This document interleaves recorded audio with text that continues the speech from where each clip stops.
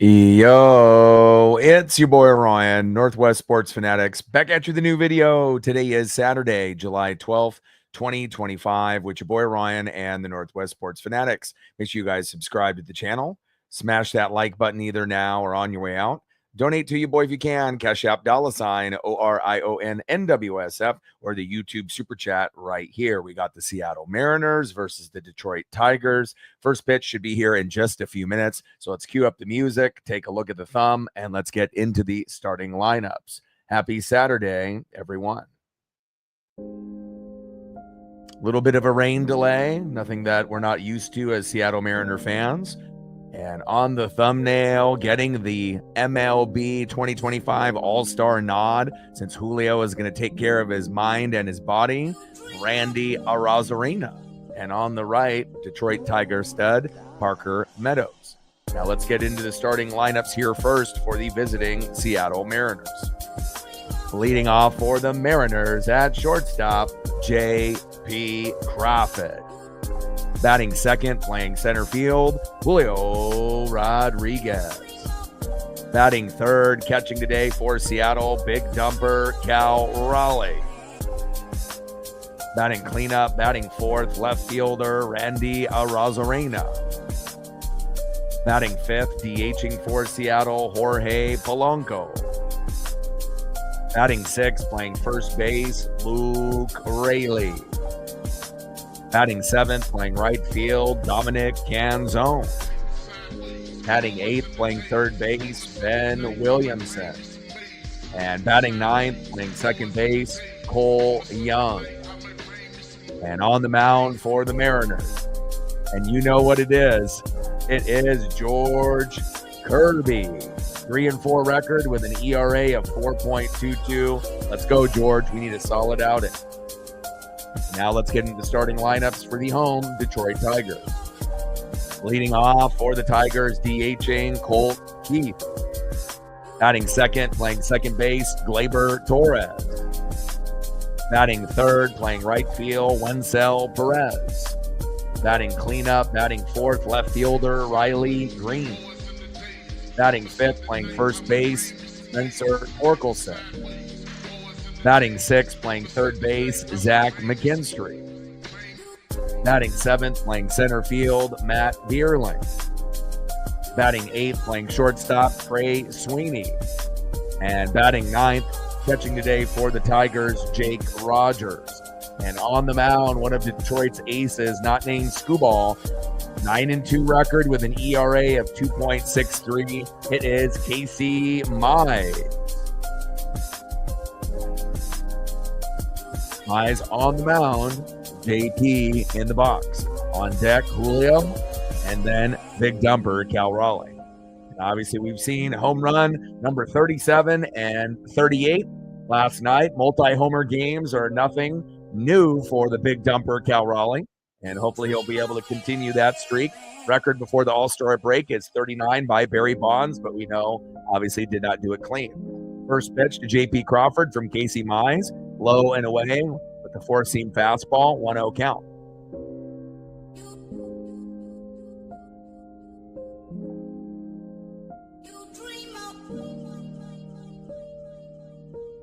One-0 pitch.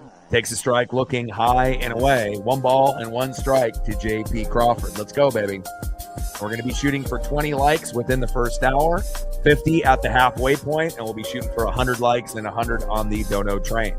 1-1 pitch, low and away, four-seam fastball, misses the zone. 2 balls and 1 strike from Casey Mize to J.P. Crawford. MSU in the building, what's good?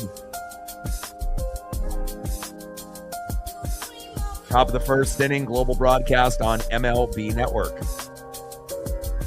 2-1 pitch, in play, and flied out to center, 1 away. Next up for the Mariners, Julio Rodriguez. First pitch high and inside with the sinker by Mize, 1-0 count. Nice to see Julio homer yesterday. And again, we already know that we're going to, play well with Cal every single game that he plays. But really the ceiling for this team is if Julio plays well. And if he does, we're hard to beat. Especially if pitching has been good that particular day. 1-1 pitch. Takes a strike looking right down the middle. 1 ball and 2 strikes from Mize to Rodriguez. And Casey is money, to have 2 quality pitchers with 9 wins or more. Casey Mize, 9-2, 2.63 ERA. 1-2 pitch, fouled off by Julio Rodriguez. 1 ball and 2 strikes with nobody on and 1 out. Top of the first inning, Mariners and Tigers. Trident's up. Let's go M's.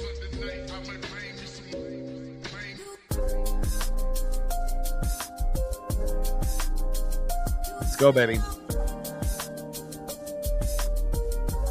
1-2 pitch, low and away. Misses the strike zone there by about 3 feet by Casey Mize. 2 balls and 2 strikes to Julio Rodriguez. Let's go, J-Rod.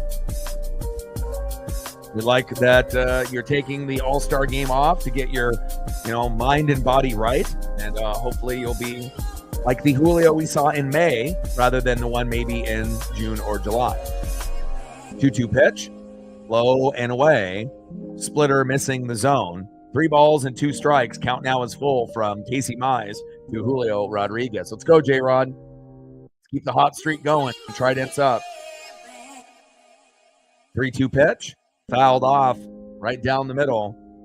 Count still full. 3 balls, 2 strikes with nobody on and 1 out. Top of the first inning, 0-0 after a rain delay of about an hour and a half.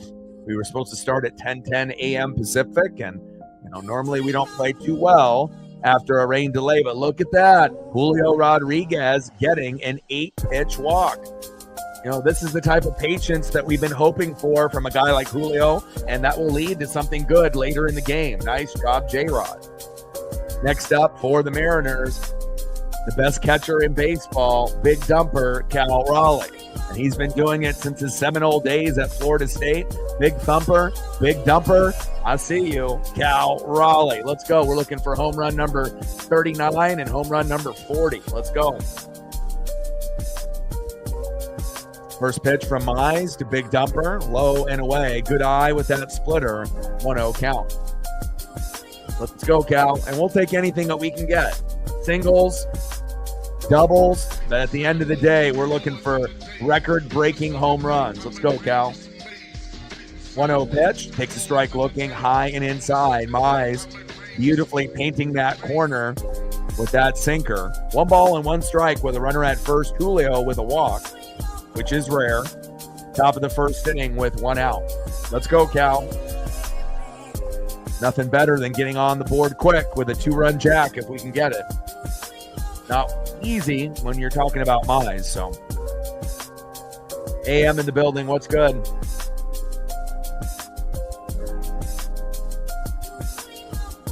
Yeah, well, really the only team that's got Scooball's number is the Mariners. We're going to be the only team to beat him at home and on the road this year.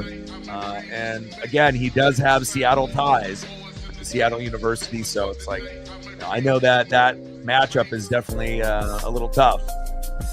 1-2 pitch, big swing and a miss, and down goes Cal Raleigh. What a pitch by Casey Mize. And again, hopefully we'll be able to get Mize with at least a hit, with Cal before they end up making a pitching change, possibly in the 5th, 6th, or 7th inning. Next up for Casey Mize with 2 outs, our All-Star in 2025 reserve for Julio Rodriguez, Randy Arozarena. And I got a chance to grace him on the thumbs. It's not often that we have a chance to, put Randy on the thumb, but I thought, he's had a pretty productive June. He's been one of the hottest hitters in the MLB since June 11th. And since he ended up making the All-Star game as a reserve for Julio Rodriguez, what a better time to be able to squeeze in a thumb of Randy Arozarena. It's been very, very good for us, not only since June 11th, but overall, with the lack of not having Victor Robles after having that injury in right field against the Giants early in the year, Randy is definitely starting to come alive and looking like the player that he was on the Tampa Bay Rays, especially in that 2020 season. First pitch to Randy, big swing and a miss right down the middle, a 1 count. 0-1 pitch, fouled off right down the middle by Casey Mize. No balls and 2 strikes with the runner at first and 2 outs.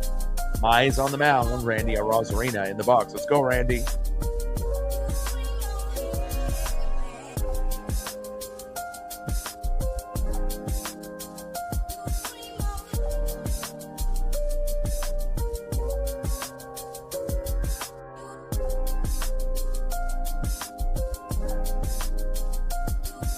Let's go, Randy. Top of the first inning, runner at first with 2 outs. 0-2 pitch. And Julio getting caught stealing at second. Wow.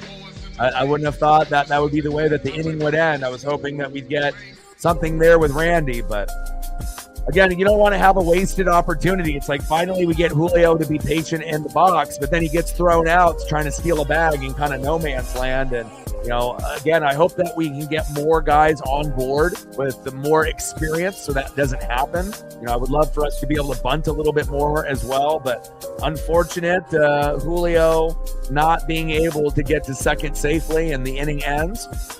Way to really stall the drive there. I mean, I am happy that he ended up getting a walk off 8 pitches, but, you know, it's almost like, you know, he did it for nothing, you know, and hopefully it'll be better, you know, as we continue the matchup, but a little, you know, a little startling. You know, you don't really want to see your, you know, one of your best guys on the base paths get caught out early, but I imagine we'll end up getting one on our end from Cal Raleigh as well. Let's go to the bottom of the first inning and see who's up next here for the Tigers. It's okay, Randy, next time you'll get a chance to hopefully do this. Next up for the Tigers, leading off, DHing Colt Keith. Batting second, the former Yankees, second baseman Gleyber Torres. And batting third, right fielder Wencel Perez. Like, sub, donate, comment, share. If you haven't smashed that like button yet, please do. Help us get to 20 likes within the first hour. We're looking for 50 at the halfway point around the 5th, 6th inning. And we're looking for 100 likes and 100 on the dono train. Trident's up. Let's go, M's.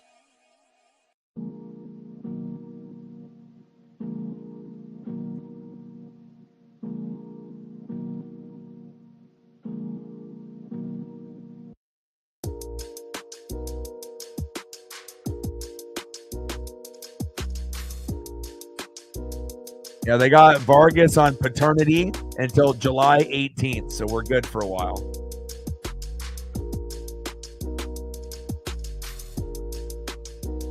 Uncle in the building. What's good?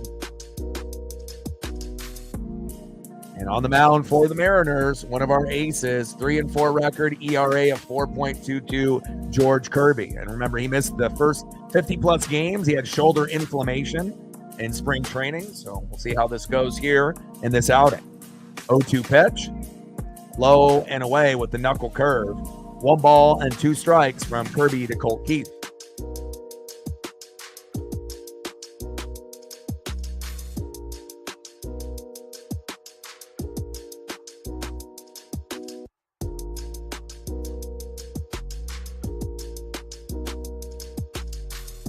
One-two pitch, high and away with the 4-seam fastball. 2 balls and 2 strikes from Kirby to Keith. Trident's up. Let's go, M's. Got to get off to a fast start. And obviously we're not very good with rain delays, but we have to end up bucking the trend and finding a way to win with a rain delay, whether it's 30 minutes to 4 hours. Got to find a way. And we got Logan Gilbert on the bump tomorrow, so we're very confident that we can compete tomorrow as well. And hopefully this will be a game where we see a few homers and a few ribbies with some good pitching. 2-2 pitch, fouled off, low and away with that slider by Kirby. 2 balls and 2 strikes to Colt Keith.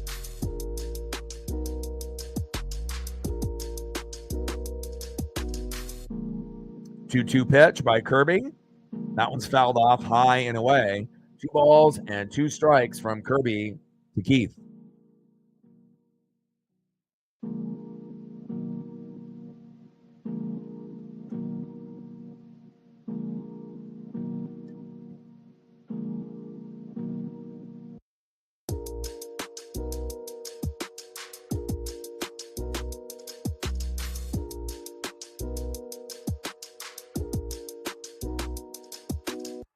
Two pitch, low and at the knees. Count now is full. 3 balls and 2 strikes from Kirby to Keith.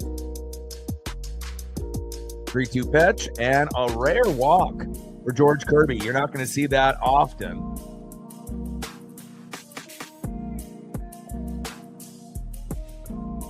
Next up for the Tigers, second baseman Gleyber Torres. We're going to need a punch out and then a double play, or a double play and a punch out. Let's go, George. We need you to be strong. And I know the rain delay has messed up a little bit of the rhythm of, the routine. Anytime you have a delay, everyone is a little off. So first pitch, high and inside to Gleyber Torres, 1-0 count.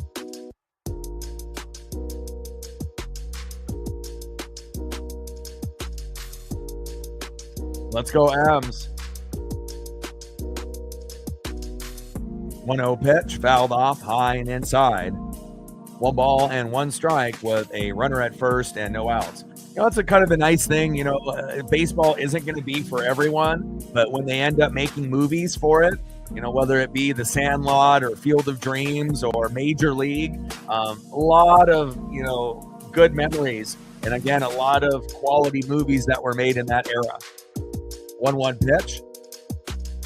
And that is high and inside. 2 balls and 1 strike from Kirby to Torres. And again, a rare George Kirby walk early on. He's kind of like the modern day poor man's Greg Maddux. And it's just unfortunate that he had that injury in spring training, because we really could have used him healthy, from the very start of the year. It makes you kind of wonder, if we didn't have Logan Gilbert, George Kirby, and Bryce Miller, 3 out of our 5 injured for at least half of the first part of the season, like, how many more wins would we have, and would we be in first place over the Stros? It's, a real question there. In play, and Torres doubling to center. Keith getting to third, safe. Wow, not the ideal start here, but again, it is off a rain delay, so again, we usually don't win when we have a delay, even if it's only 30 minutes, and a rough start for George to try to get into a rhythm here early. Great start for the Tigers. Keith on, Torres on, and now up in the 3-hole right fielder, Wencel Perez.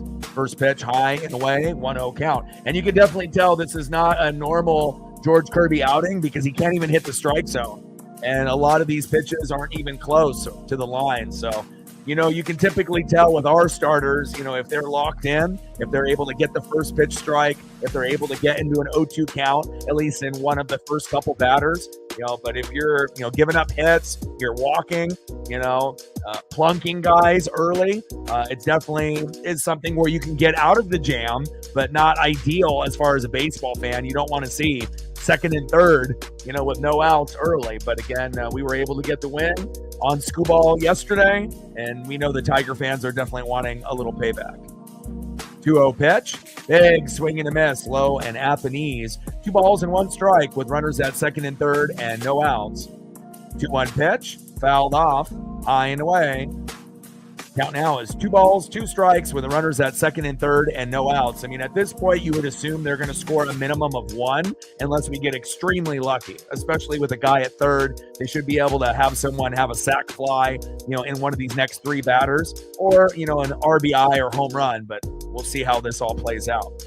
2-2 pitch, big swing and a miss, and Kirby getting the punch out on Perez. Huge out. There we go. 1 away.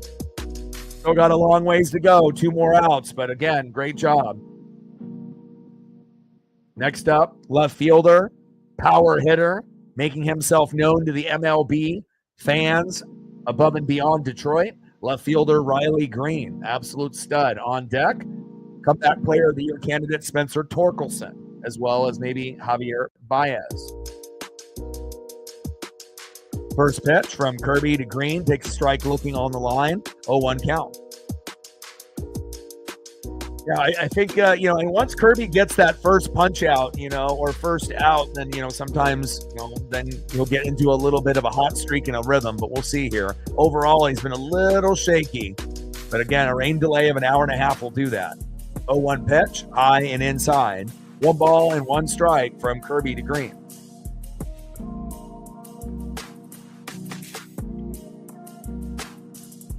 Yeah, I mean, again, if they're able to pick up on tendencies, on a certain type of thing, like tapping the mid or, raising your shoulders, and then the team figures out, every time he does, a grab to the ball cap, that he's going to be throwing a slider. I mean, then you got to adjust. And, that's on the, catcher and the pitcher as well. So I don't really feel that particular instance was cheating. Again, it's not the same thing like the Astros were doing, back in the day with the garbage cans and the buzzers and the wires and the communication with like the smartwatches and whatnot. So, we just had a meltdown, unfortunately, in that particular game. And, we had strike three that was called ball. Next, pitch ended up being the 2-run RBI. So we should have had game over, even though we had a meltdown by Brash and Mooney. But then it went to Spire and extras, and they got the sweep. But, getting the win against Screwball yesterday definitely made up for that. And a great day by Cal with 2 home runs, and Julio getting on track with a dinger as well. 1-2 pitch. That one's fouled off high and inside. 1 ball and 2 strikes with runners at second and third and 2 outs. And here we go. In play, there's the sac fly by Riley Green. Deep enough. Tagging up from third. And throw home is wide. Throw to third. Safe. And we got a 1-0 lead, and that's exactly what you want as a Tiger fan like MSU. It doesn't have to be that deeply hit, but just deep enough to get at least a run, especially when you got runners at second and third and no outs. You don't want to come up with nothing. But again, the Mariners have had runners at second and third with no outs, first and second and no outs, bases loaded and no outs, and have gotten nothing. And again, that's a kind of a depressing time when you can get off to a good start, and then the next 3 guys can't do anything, and you're stuck with a 0. But Tigers end up getting the sac fly. They're up 1-0. Now we just have Cal and Kirby trying to get on the same page, based on how they want to pitch to Torkelson, who's having a fantastic year. And what a journey for this young kid, highly touted, coming up into the big leagues in the farm system, a lot of expectations, and then ending up, getting sent down to AAA, and then coming back up, and then now kind of finding himself. And it's a great story. First pitch from Kirby to Torkelson. Takes a strike looking right down the middle, 0-1 count. Torkelson in the box. George Kirby on the mound. Let's go, George. 0-1 pitch. High and away. That one is on the line, but called ball, which I would have probably called as well. And so far, the umping has actually been pretty good. The opposite of what we saw in that Yankee series. 1-1 pitch. In play, and whoa, hit by pitch. And yeah, this is definitely not the George Kirby that we were wanting. But, after a rain delay, this is not really that surprising. I figured that he might plunk or walk a guy here and there and give up some base knocks early, but hopefully he can keep it to 3 runs or less, and he can find himself. Next up is third baseman Zach McKinstry. We need to get a pop-up, a ground out, or a strikeout here. We need to limit the damage to just 1. We don't want them to get too far ahead because we don't really know how the bats are going to be today. And a lot of times when the Mariners go off for 5 runs or more, especially more than 10, typically the next game is only 1 to 3 runs, sometimes even a 0. So hopefully that's not the case, and we can match the Tigers' aura and vibe and swagger from here all the way to the end. First pitch, high and away. Missing with that 4-seam fastball by Kirby, 1-0 count. Now, people are going to stay. I mean, this is the Tigers and the Mariners. 1-0 pitch, high and away. I mean, if you got a chance to watch, something special, not named Aaron Judge or Shohei Ohtani with Cal Raleigh, you can watch history being made, and, this is the best team in the American League, arguably the best team in baseball right now, one of the, if you're a Tiger fan, you're not leaving no matter what. And even if it was, in Seattle and we didn't have a roof, even though how silly that would be, Mariner fans would stay too. This is a primetime matchup. 2-0 pitch. Takes a strike looking right down the middle. 2 balls and 1 strike with runners on the corners at first and third and 2 outs. You want to be able to see how you match up to the best of the best. And I love playing, great teams. Tigers, Astros, Yankees, Blue Jays, Dodgers, Padres, Giants, Phillies, Mets, Cubbies, Brewers, Cardinals. Give me the top dogs, because I want to see how we match up. 2-1 pitch, fouled off right down the middle. 2 balls and 2 strikes from Kirby to McKinstry. 2-2 pitch, high and away. 4-seam fastball missing the corner barely there by Curb. 3 balls and 2 strikes. Count now is full with runners on the corners at first and third and 2 outs. A very critical pitch here to be able to keep this 1-0, not 2-0, 3-0, or 4-0. Oh, mental preparation, it's huge, and I feel that it throws off the routine. Mariners have lost every rain delay this year, and if you go back to last year, they weren't very good either. So it feels like anytime you have a delay, whether it be 30 minutes or 4 hours, we aren't able to find ways to overcome that adversity. And now we have bases loaded, with 2 outs. And again, if we had a normal start, does this, happen with Kirby? Hard to say. I mean, the Tigers are a great fucking team, but, I highly doubt that it would be this chaotic this early if we would have started at 10 a.m., in my opinion. Do the Tigers win this game and still end up being, 1-0 at this point? Yeah, it could definitely happen, but we'll see where it goes. Next up is Matt Vierling in the 7-hole, center fielder with bases loaded and 2 outs. And again, you're going to get a mound visit by Woodworth. Trying to get on the same page with Kirby and Cal. I mean, we don't want the game to get out of hand and already be, in a position that we feel like some of the fan base would be saying, oh, it might be over already.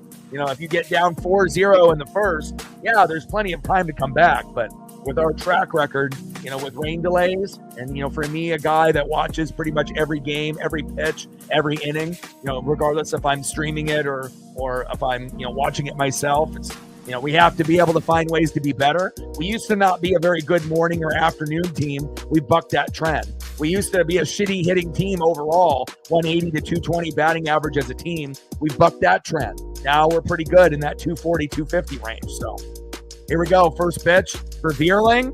And there we go. Fielder's choice. And we get out of it. Great mound visit by Woodworth. And again, it's about being able to call that timeout, in that crucial, critical moment. It's like in the NBA, when a team is on, like a 8-0 scoring, streak, and they're feeling it, and then if you're that other team and that coach, you got to call timeout to stop the bleeding and try to regroup. Everyone can have a little bit of Gatorade or Powerade, get a breather. Let's get some strategy. How do we want to approach this? And that's kind of the difference between the guys that are good at their jobs and the others that just try to roll the dice. And if you roll the dice, a lot of times you're not going to, come out on the winning end. And luckily right there, that was one of the best kind of pause moments by Woodworth, Cal, and George. Hey, settle in. We suck in rain delays. They're threatening early. Let's see what we can do here. And we only give up 1. That's a fucking win so far at this point. So end of the first inning, it easily could be 4-0 right now. So I'm proud of the way that they handled that. And hopefully we can get on the board here and tie it up 1-1 in the top of the second.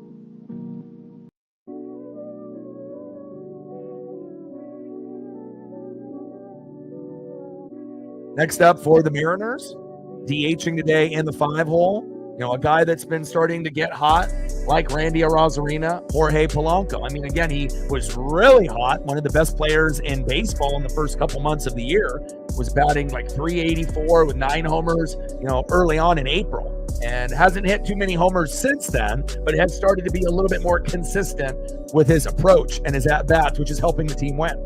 Jorge Polanco. Batting second at first base, Luke Raley, a guy that that always is going to hustle on offense and defense. Oh, we still got Randy up because we had Julio get thrown out. That's right. Then Polo, and then Luke Raley. Totally forgot about the Julio getting tossed there at second.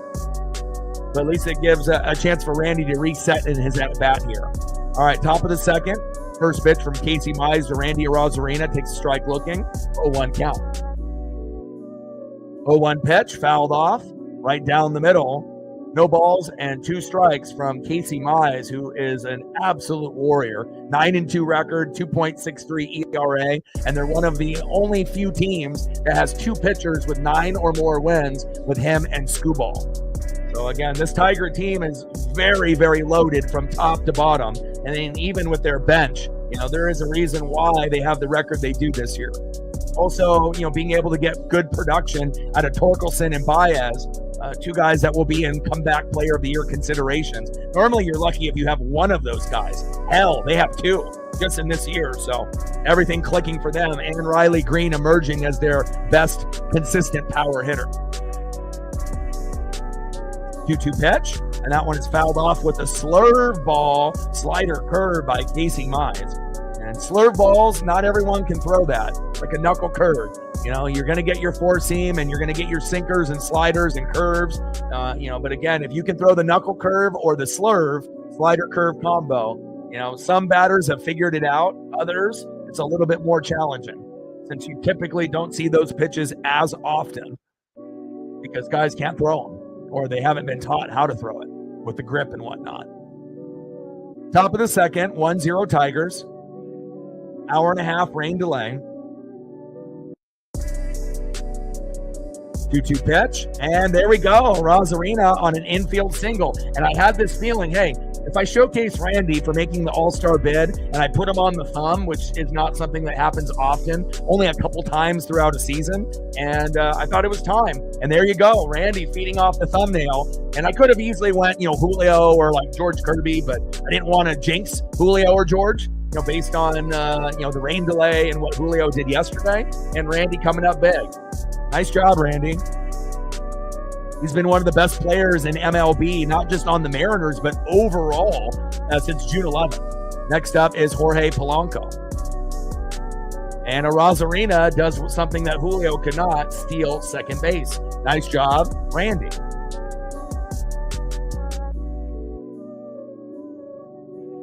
Yeah, like I said, this is my full-time job, but again, all I do, is read, watch film, and it's baseball, basketball, football, hockey, WWE, NASCAR, UFC. If it's something that has to do with sports or wrestling or contact sports in general, football included, obviously, as we're going to be getting into the NFL and college football season. It's something that I feel like a lot of streamers, they don't really go deep with the knowledge and the analytics and the patterns. And I think that's why I'm willing to come up with more predictions that come correct than a lot of others, because I do really put in a lot of time and energy, and patterns usually repeat themselves. 1-2 pitch, and Polo strikes out looking. One away. And again, history is meant to be broken like Cal Raleigh this year. But I think in sports, again, patterns emerge, and you have to understand sports isn't just black and white. Sometimes there's a gray area, and you have to be able to dig deeper in the analytics and the stats, sometimes to figure out why a guy is doing good, why a guy is doing bad, or what could be improved, based on mechanics or, little subtle adjustments in the game. First pitch from Casey Mize to Luke Raley. Fouls it off on the corner, low and away, 0-1 count. Mize on the mound, Luke Raley in the box. And Luke is never going to ever be anyone's best player, but he's one of those guys, he's like a key cog in the wheel. He always hustles, no matter if it's offense or defense, and I can appreciate that. Like, you might have a low batting average, you might not have a whole lot of home runs, but it's like, I know every day when you're out there, you're going to give it your all. And sometimes, that will be the thing that saves your ass, when you're not playing to the best of your ability, possibly offensively or defensively. He's overdue for a homer, let me tell you. Like a big 2-run blast, a double-decker, triple-decker homer. He's definitely due.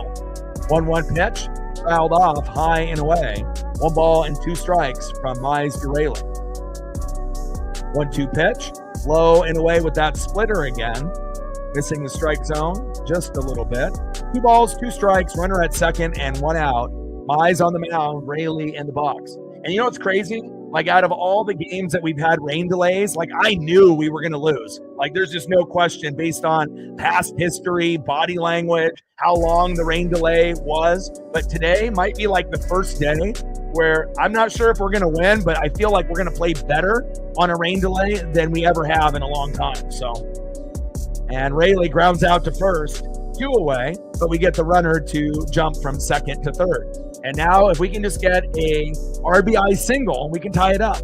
We don't need to be greedy and say, hey, he's going to get a 2-run jack. We're going up 2-1. That would be great. But we can just take, what they'll give us. And hopefully Dom can get an RBI single. We can slap it into left field or right field, and we can make it 1-1. And there it is. First pitch, Casey Mize, Dominic Canzone, singles to center. My ESP is on point. Randy coming in from third, and he is safe. Sometimes you just got to talk it into existence there, baby. And again, by not being greedy and say, hit a home run, we go up 2-1, then the sports gods allow you to get the RBI single. Nice job, Dom. Let's fucking go. That's what I'm talking about, baby. Sports gods love this channel, let me tell you.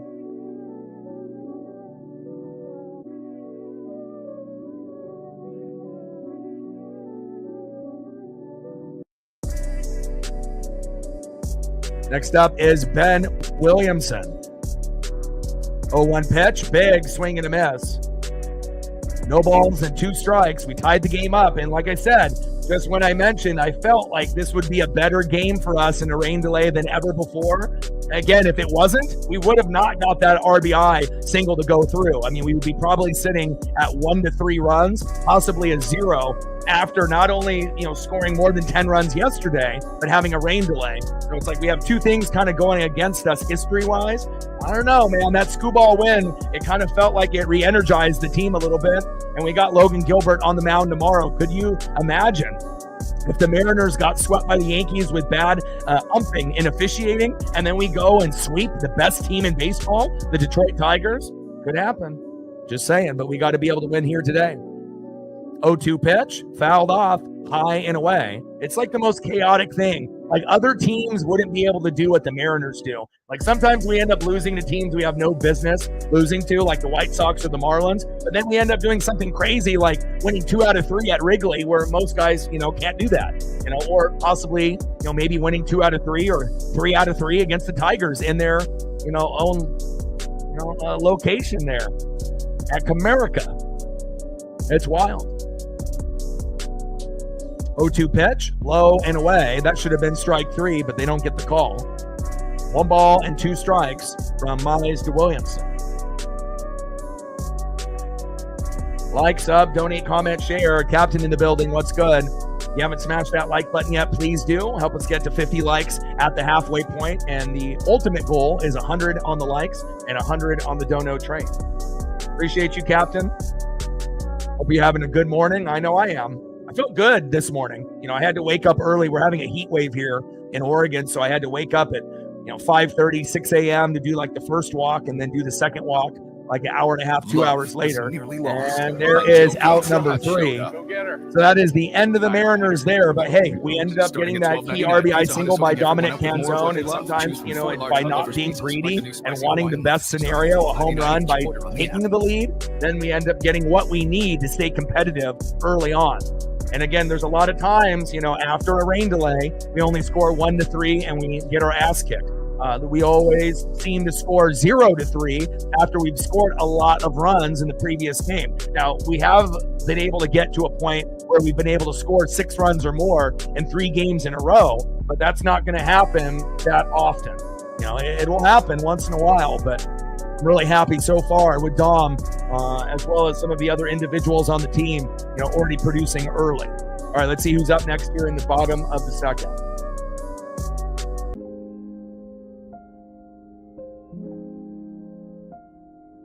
Next up, in the 8-hole, shortstop Trey Sweeney. Batting second in the 9-hole that has the best stash in the business, catcher Jake Rogers. You might even see him come in and relief and pitch like Miles Mastrobuoni.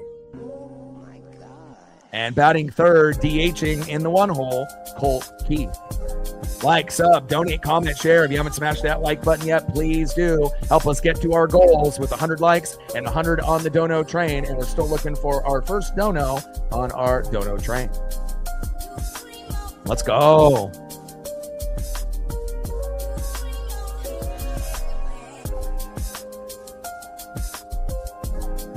True, but also too, you have to look, a 48, 49, percent, and this was up to a couple days ago, 48 to 49%, and it may even be higher now. It may be like 51, 52% of the total runs the Mariners have scored have been off home runs. So when we don't hit at least one home run, we typically lose. we're not really built to get 9 singles and then get a bunch of RBIs off of that, and then we end up winning like 3-1. Now, can we win that way? Yeah. Have we won that way? Yeah. But normally the magic number is 5 runs, 7 to 10 hits. You need at least 1 or 2 home runs, and you prefer them both not to be solo dingers, because if you only get 2 home runs and they're 2 solo dingers, it may not be enough to win.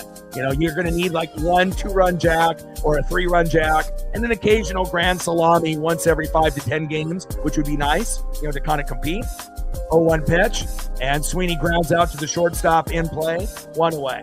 But it's a kind of a blend of like 2 to 3 homers, and you hope that one of them is a big one, 2, 3, or 4, a double-decker, 3-run blast, grand salami, get the mustard and rye bread grandma, right? And then obviously you want some RBIs, and you want some stolen bags, you want some bunts, you want some small ball. So first pitch from Kirby to Rogers, high and inside, 1-0 count.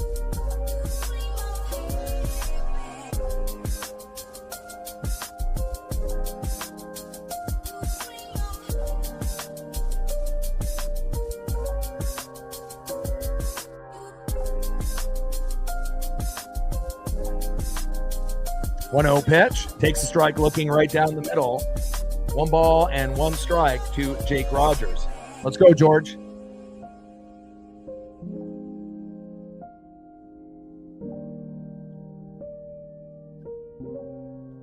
One 2 pitch, big swing and a miss, and down goes Jake Rogers. He's got a beautiful stash. He almost looks like, he should be in some kind of like cowboy commercial or some kind of truck commercial on TV. Definitely one of those guys that he's kind of a sleeper player. He doesn't play every day, but if you, take him for granted, he'll make you pay. But at least we get out with the Kirby there with the strikeout. Nice job by George. Let's go, baby. 1 away. Now turns into 2 away. Next up, DHing Colt Keith. First pitch, high and away, 1-0 count.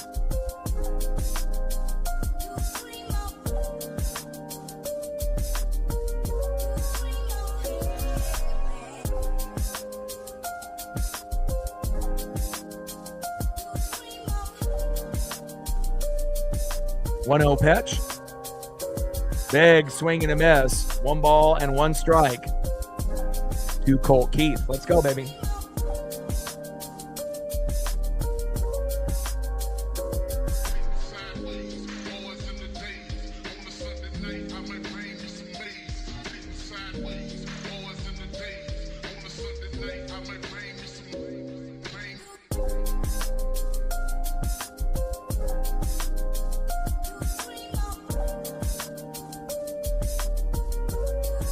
One pitch, high and away.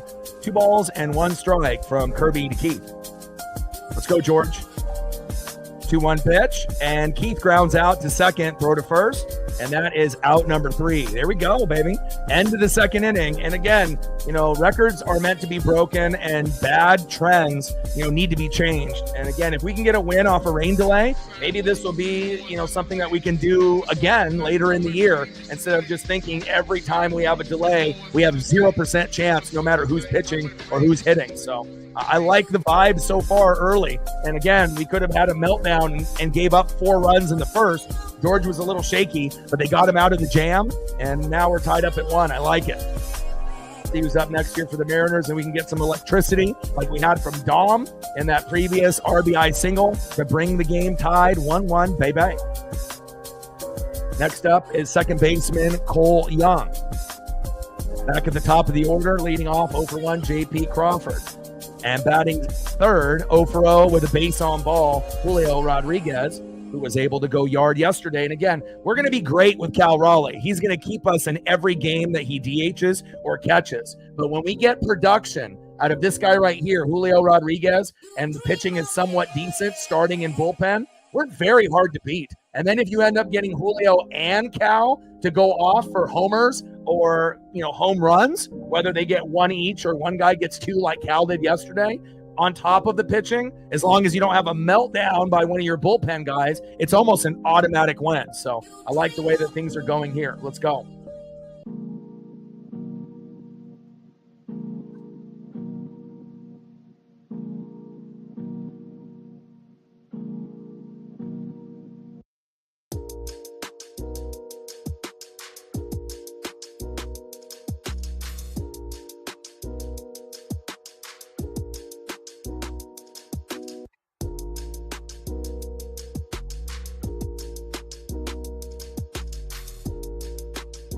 Randy looking good.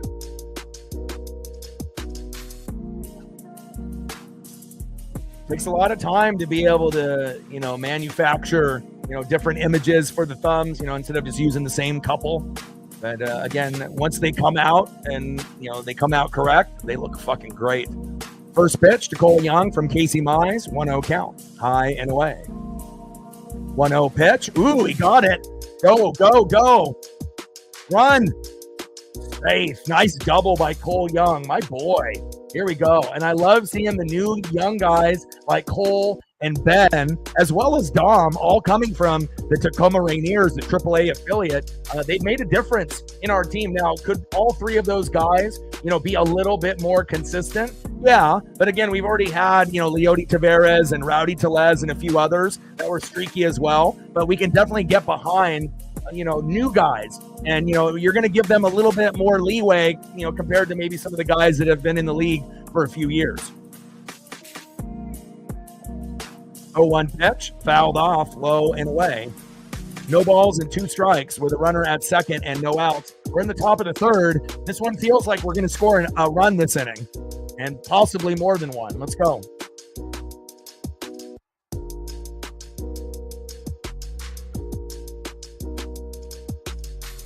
Shit, I mean, if the Mariners didn't play in the hardest hitting ballpark in MLB, like if it was somewhere in the middle, it kind of makes you wonder how many more hits and runs. And here we go, 0-2 pitch, JP, he connects. Here we go, Cole Young running from second to third, and he is safe. Here we go. Sometimes you just have these feelings, and, if I speak them out loud and, maybe I can make it happen. And there we go, 2-1 Mariners. Sports gods hanging on every word that I say, and I love it. Next up is Julio Rodriguez. First pitch, takes a strike looking high and inside. 0-1 count. Let's go, baby. Great start. And again, normally when we, score a lot of runs, the next game we usually don't. And on top of having a rain delay, that was a, recipe for disaster, but something felt different. That big win against Skubal yesterday changed the mentality of the Mariners after losing 3 straight with shitty umping in that Yankee series, and that's exactly what we fucking needed. To be the only team in baseball to beat Skubal at home and on the road in 2025, and I highly doubt anyone else will be able to do it. 0-2 pitch, low and away with the slurve ball by Casey Mize, missing the strike zone there by a few inches. Top of the third inning, 2-1 Mariners, and let's see if Julio and Cal can pour it on. If we can get production here, it could end up being 3-1, 4-1, and a heartbeat. Let's go. Well, I've been doing it pretty much my whole life, so this is not something new, talking things into existence. This is something I've been doing my whole life. And especially doing this channel, it's like you have to be able to pick up on tendencies like body language, vibes, are they hanging their heads low? Are they in good spirits? And again, baseball, a lot of the time it's mental. 1-2 pitch, low and away. 2 balls and 2 strikes with a runner at first and no outs. Mariners taking a 2-1 lead. And again, I love the production that we're getting here. And it's not just one guy. We're getting it from multiple players. Now, here we go, in play, and it's a fielder's choice to the shortstop. Crawford out at second, 1 away.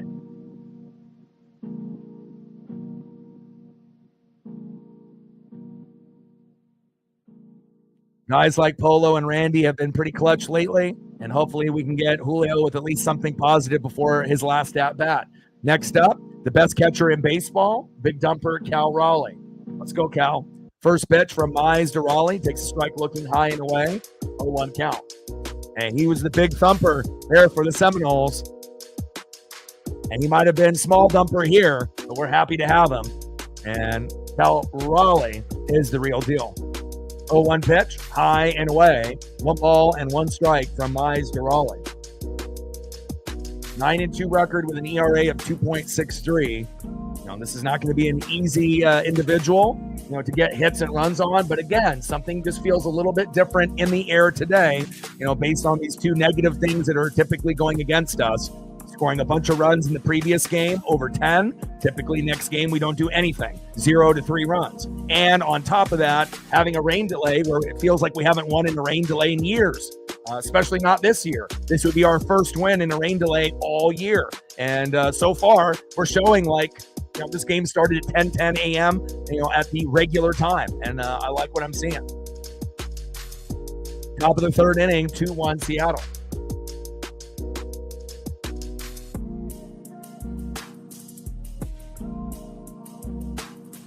Nice job by JP and Dom, baby. 1-1 pitch.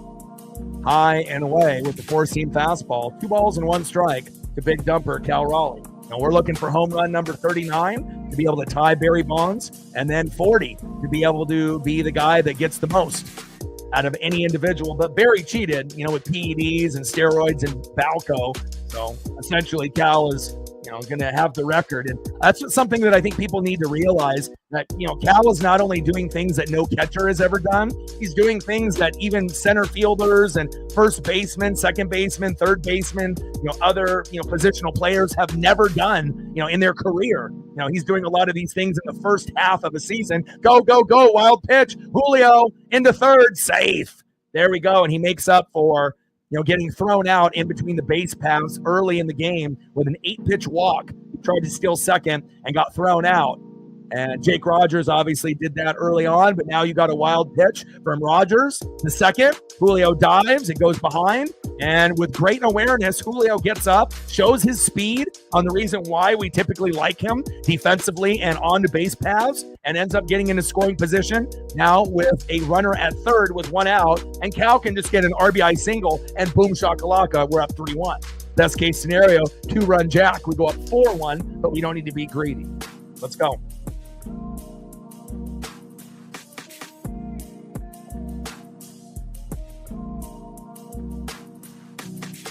Let's go, baby.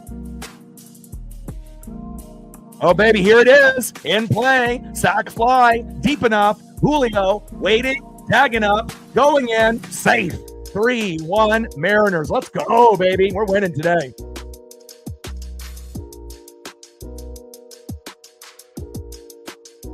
Based on how we're playing right now, the only way we lose is if we have a meltdown in the bullpen, which could happen. It's not like I'm saying that can't happen. It can. We've seen it. It's been fucking painful. But it just feels like if we have the right guys today, we should be able to find a way.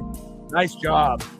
Great job by Julio, by stealing that bag, and then Cal maybe changing his approach, still going for that home run swing, but obviously, getting it deep enough to make it happen.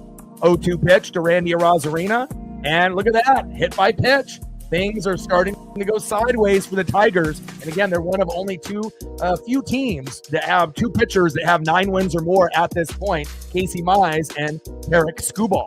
But again, even though their records are amazing, we have kind of the Tigers number lately. It feels like, they might be the best team in baseball, but we're not afraid. A lot of other teams that play them within the division in the Central and in the American League, they fear them, and again, we understand what we're built as, and even though our record is not anywhere near what Detroit's is, Toronto's, New York's, or Houston's, I feel that we don't back down from anybody. And again, there's going to be games where we play like shit and we get absolutely rolled on, like 10-0. But, if we get quality, approach at bats and pitching is halfway decent or electric, I feel that we can really compete with anybody, at any given day.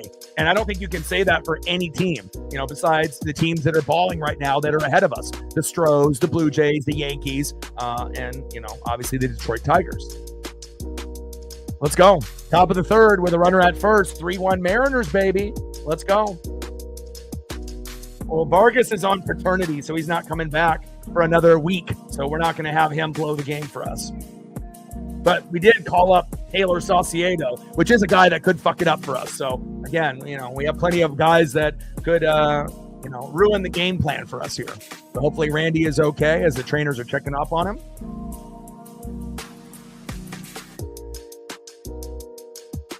Next up is Jorge Polanco. Takes the first pitch from Casey Mize. Foul back, 0-1 count. Let's go, baby.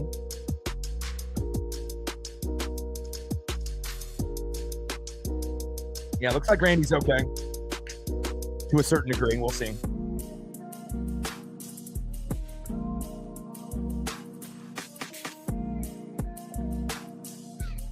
And if you really look at how the Mariners have played this year, being a good hitting team, not like in the past, we've got some really quality wins against elite pitchers. Like if you look at the best pitchers in the game this year, like the best ones, we have a very, very good record against the elite pitchers in the MLB this year. Not many other teams can say, that even though our record may not show that, we're 20 games above 500, we're only a couple games up, but we match up with everyone very, very well.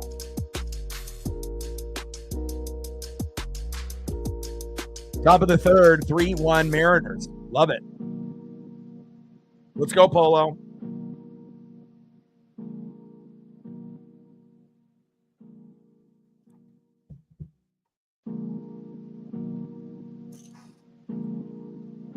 Let's go, baby.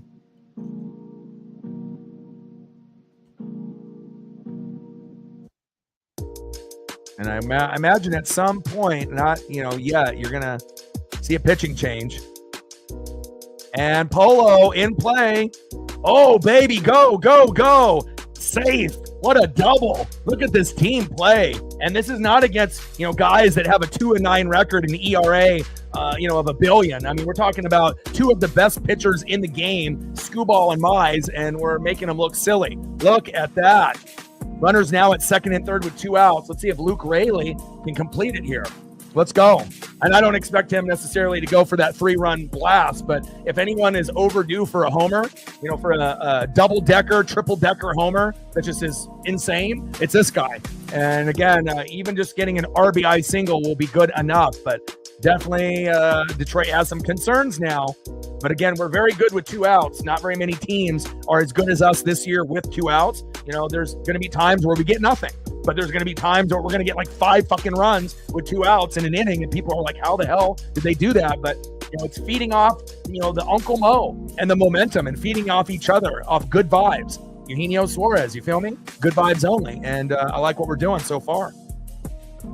I know Detroit did not expect this.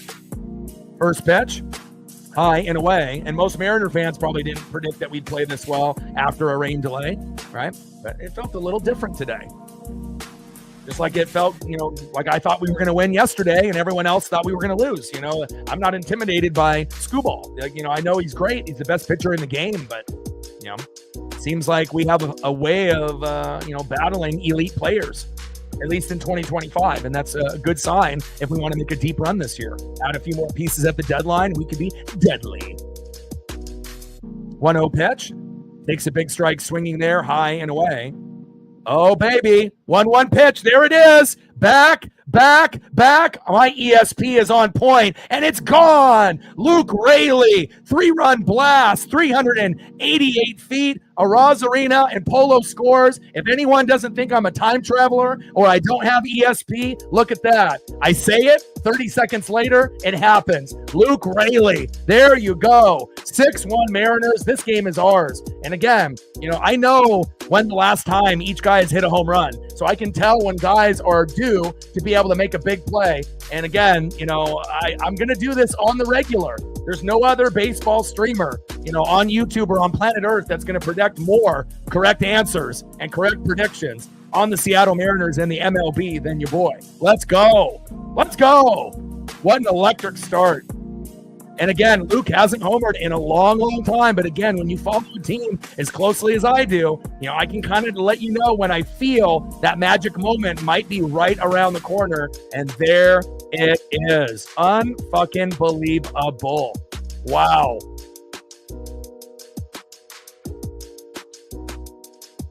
Unreal.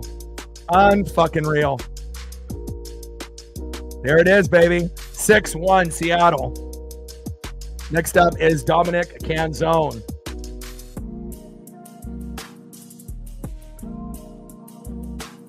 And Canzone on the 1-2 pitch.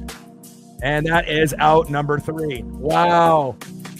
I mean, it's okay for Dom not to get another RBI, or some other big hit after already making a play in the previous at-bat. But Luke Raley, again, there's going to be people that, do a lot of, predicting in sports. There are going to be a lot of people that want to use information to be able to win money on DraftKings and other bet sites. But if there isn't more of a sure thing than the NWSF, let me know. But there you go. And again, I'm not going to be 100% correct on every prediction, that I'm going to throw out there. But again, there are going to be quite a few, 1 or 2 a game. And if I'm really feeling it, it might be 5 or 6 things in the game, just based on repetition, based on me seeing, kind of patterns before, seeing what kind of pitches are being thrown to individual batters, and also keeping up with the stats and the analytics from the last time that individual homered. And if it feels like with body language and kind of just right place, right time, if the swing is there, that magic can happen. And there you go. Let's go, baby. Great fucking start. 6-1 Mariners. Natman in the building. What's good? So let's do a quick recap. So in the first inning, one moment here. Whoa. I gotta change this. Hold up one sec. What the heck happened? My wrong screen split. Hold on. What happened there?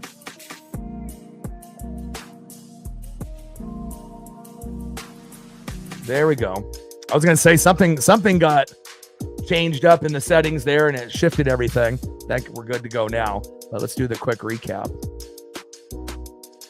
All right, so early on, George Kirby ended up getting a little roughed up, but only gave up a run. Riley Green sacked fly to left. Colt Keith scored 1-0. Tigers, they were feeling good. But in the top of the second, Canzone got an RBI single. Randy scored from third, 1-1. Then in the third inning, J.P. Crawford singled to left. Young scored 2-1. Raleigh hit a sac fly to right. Julio scored after stealing second to third, 3-1. And then the Luke Raley prediction comes true. 3-run blast. He was overdue. Randy and Polo on board doing their job. And just like that, we're up 6-1. Now, Gleyber Torres up and getting a single to right on a 0-1 pitch. All right, here we go. We need to settle down. I see you, Gleyber. And obviously, we know how good of a power hitter Riley Green is. Gleyber Torres trying to do his best impersonation. Next up is Wencel Perez. Bottom of the third with a runner at first and no outs. Mariners up 6-1. Let's go. And again, George Kirby and Casey Mize, not probably the most ideal, matchup for Mariner fans going in based off record and ERA being so good for Casey, but we're not afraid here. First pitch, high and away, 1-0 count. Let's go. Like, sub, donate, comment, share. If you haven't smashed that like button yet, please do. Let's go, baby. 1-0 pitch, fouled off, low and away. 1 ball and 1 strike from Kirby to Perez. What a start.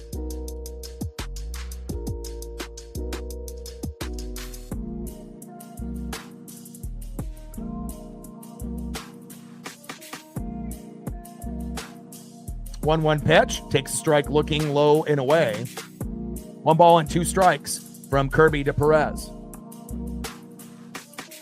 1-2 pitch, big swing and a miss. And Wencel Perez strikes out swinging. There we go, baby. 1 away.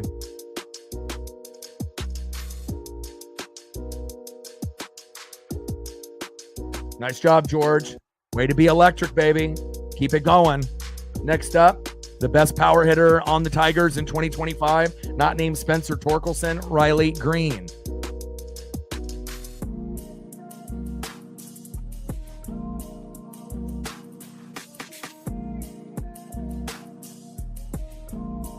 Let's fucking go, baby.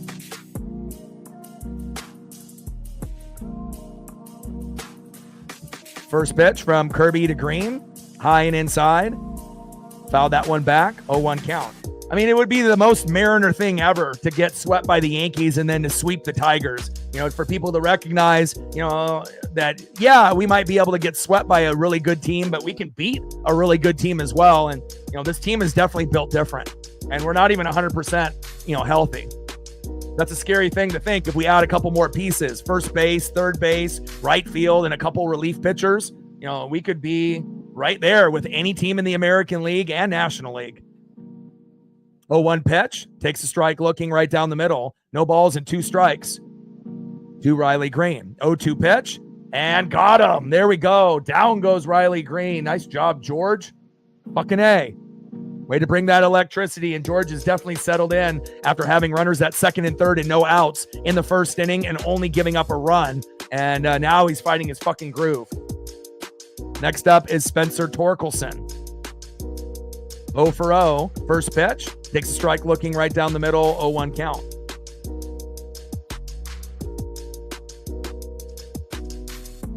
Like, sub, donate, comment, share. If you haven't smashed that like button yet, please do. Help us get to 100 likes before the stream ends. And we're still looking for our first dono on our dono train. Bottom of the third, 6-1 Mariners. Let's go.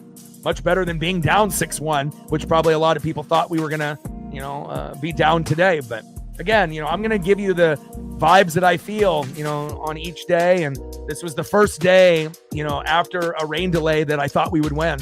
Even with Casey Mize being, such a great player. But remember, rain delays don't affect just the Mariners. They affect the other team as well based off routine. And looks like we're winning the battle so far.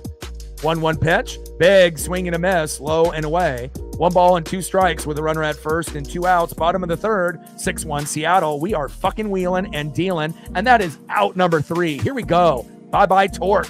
End of the third inning, and we are mashing. 6-1 Seattle. Let's go. I knew putting Randy on the thumb instead of Kirby or Julio, since we don't really use Randy that often, a couple times a season. But, I thought, wow, that's a really cool image with the chain and everything. I was like, this could be our good luck charm today. And apparently it is. Let's go.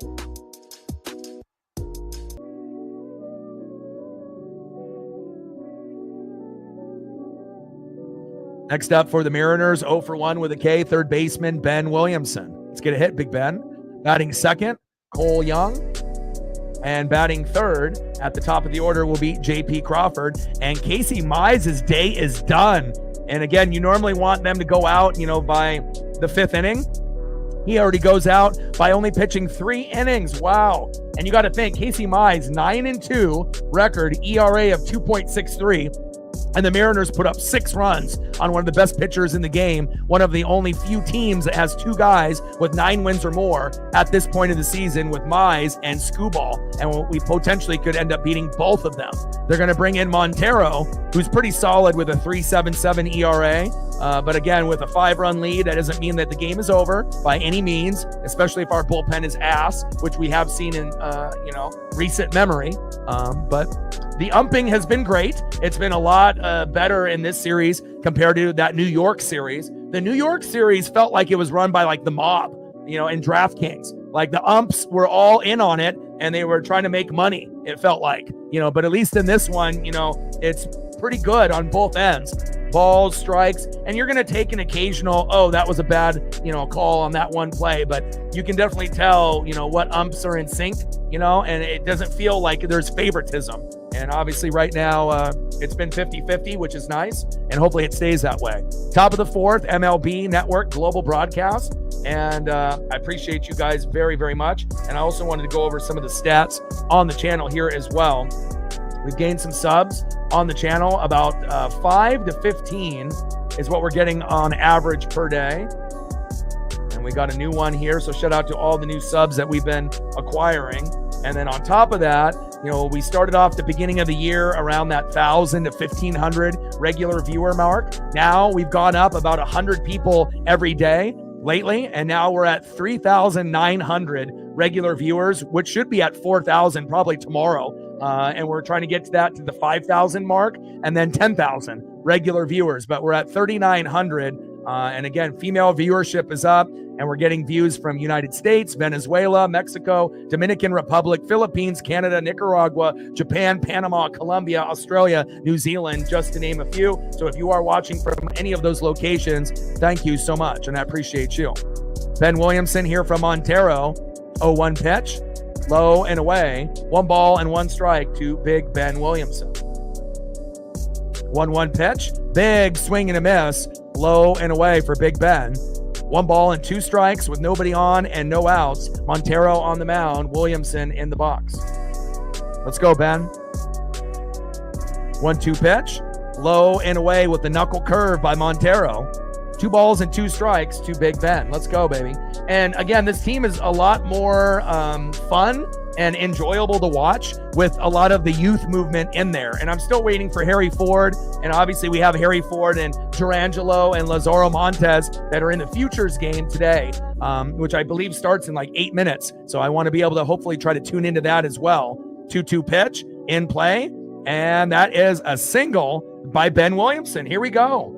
I love it. And it's nice to be able to have a nice blend of, the youth movement where you got Dom and you got Ben and Cole Young from the Tacoma Rainiers. And then you got guys that have been there for a while, and some newbies as well. And again, just a nice blend of new and old. And it's a nice mesh. And I can't wait for Harry Ford to get the call up, as well as Lazaro Montes, who could be our future right fielder after Victor Robles, depending on what happens with him, as well as, Harry Ford. He doesn't necessarily have to be just the backup catcher. He's that damn good. Next up is Cole Young. First pitch is high and away from Montero. 1-0 count. 1-0 pitch, high and away with the knuckle curve. 2 balls and no strikes to Cole Young. Charles with the tenor. Thank you so much for your generosity. It means everything. Stacks on stacks, racks on racks with a little Cactus Jack. Bang, bang. Thank you so much. Let me know if there's a particular player that you want to be able to showcase, or a thing that you enjoy that you want to be able to showcase, HD 4K photos. Obviously, if we keep it, PG, then, there's a lot of possibilities. Could be a favorite band, favorite player, past or present. You let me know and I got you. We're at 10:90 to go. Thank you so much for getting us off the schneid. And Monkey says, hey, I will match you and I'll get on it as well. 2 balls and 1 strike to Cole Young.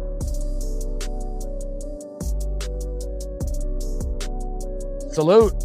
Appreciate you. $10 holla for Monkey as well. Stacks, racks, jack. Bang, bang. We're at 20:80 to go. Let's go, baby.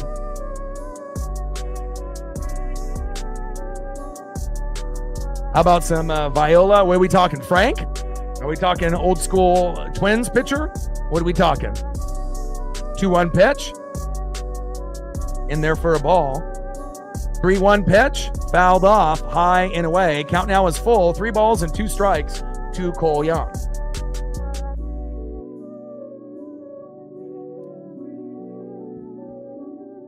Okay. I just wanted to clarify if there was something other than the obvious, and sometimes, people will give me, good enough descriptions on things. And other times it could be something as simple as like 1 or 2 words and I have to figure it out on my own. But, obviously being a fan of baseball since, the mid 80s, I got a pretty good memory. 3-2 pitch. Fouled off right down the middle. Count now is full. 3 balls and 2 strikes with a runner at first and no outs. Mariners in control so far here in the top of the 4th, up 6-1. And again, we had an hour-and-a-half rain delay. Mariners have not won a game with a rain delay so far in 2025. This would be the first. And a lot of times, when we score 10 runs or more, we don't get a lot after that. But this could be the series where we end up doing something we did in our 9 consecutive series win streak, where we score 6 runs or more in 3 consecutive games. And we've already done it for 2 games, and we got Logan Gilbert on the mound tomorrow. I like our chances. 3-2 pitch, fouled off again with the 4-seam fastball. Count full. 3 balls, 2 strikes, runner at first, and no outs. This would have been a good at-bat if Cole would have went for a bunt early in the at-bat towards third base, but a little too late now.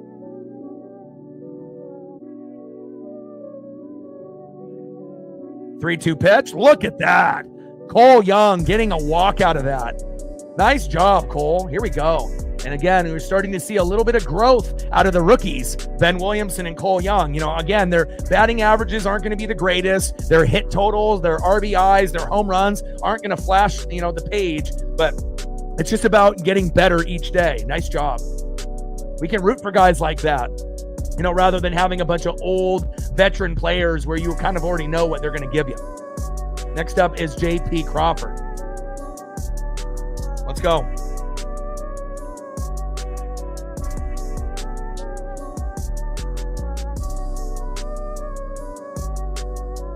Let's go, baby. Let's go, JP.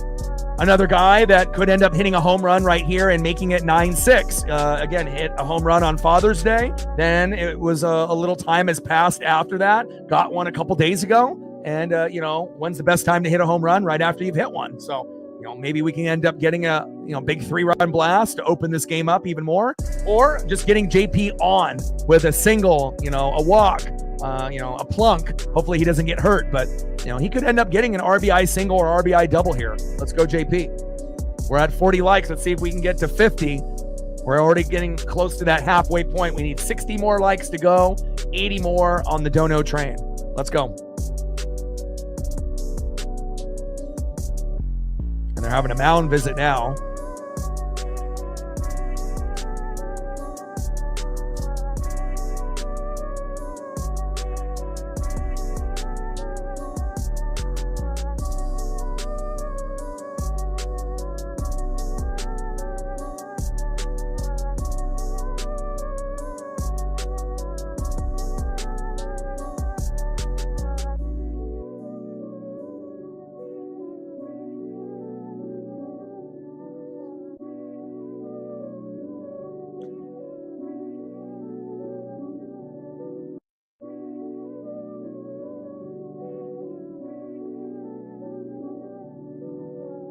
One 0 pitch, low and at the knees. 2 balls and no strikes from Montero to JP.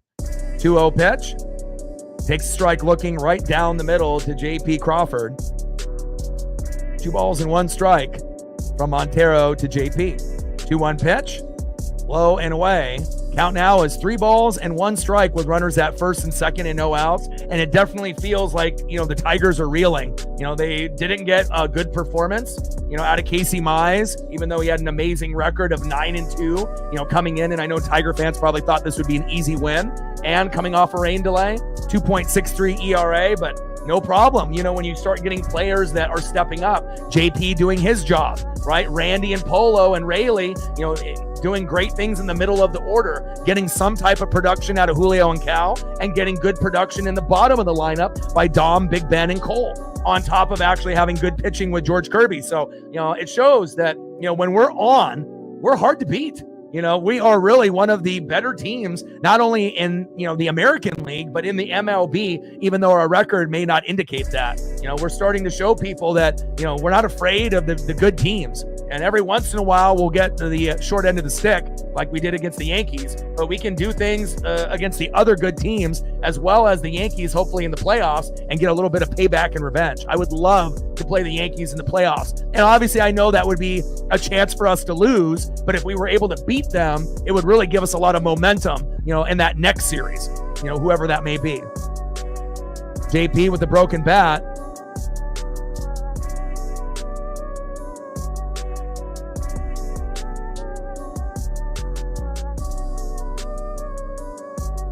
And lined out to the shortstop there. Next up is Julio Rodriguez. Top of the 4th inning with runners at first and second and 1 out. First pitch to Julio, high and inside, 1-0 count.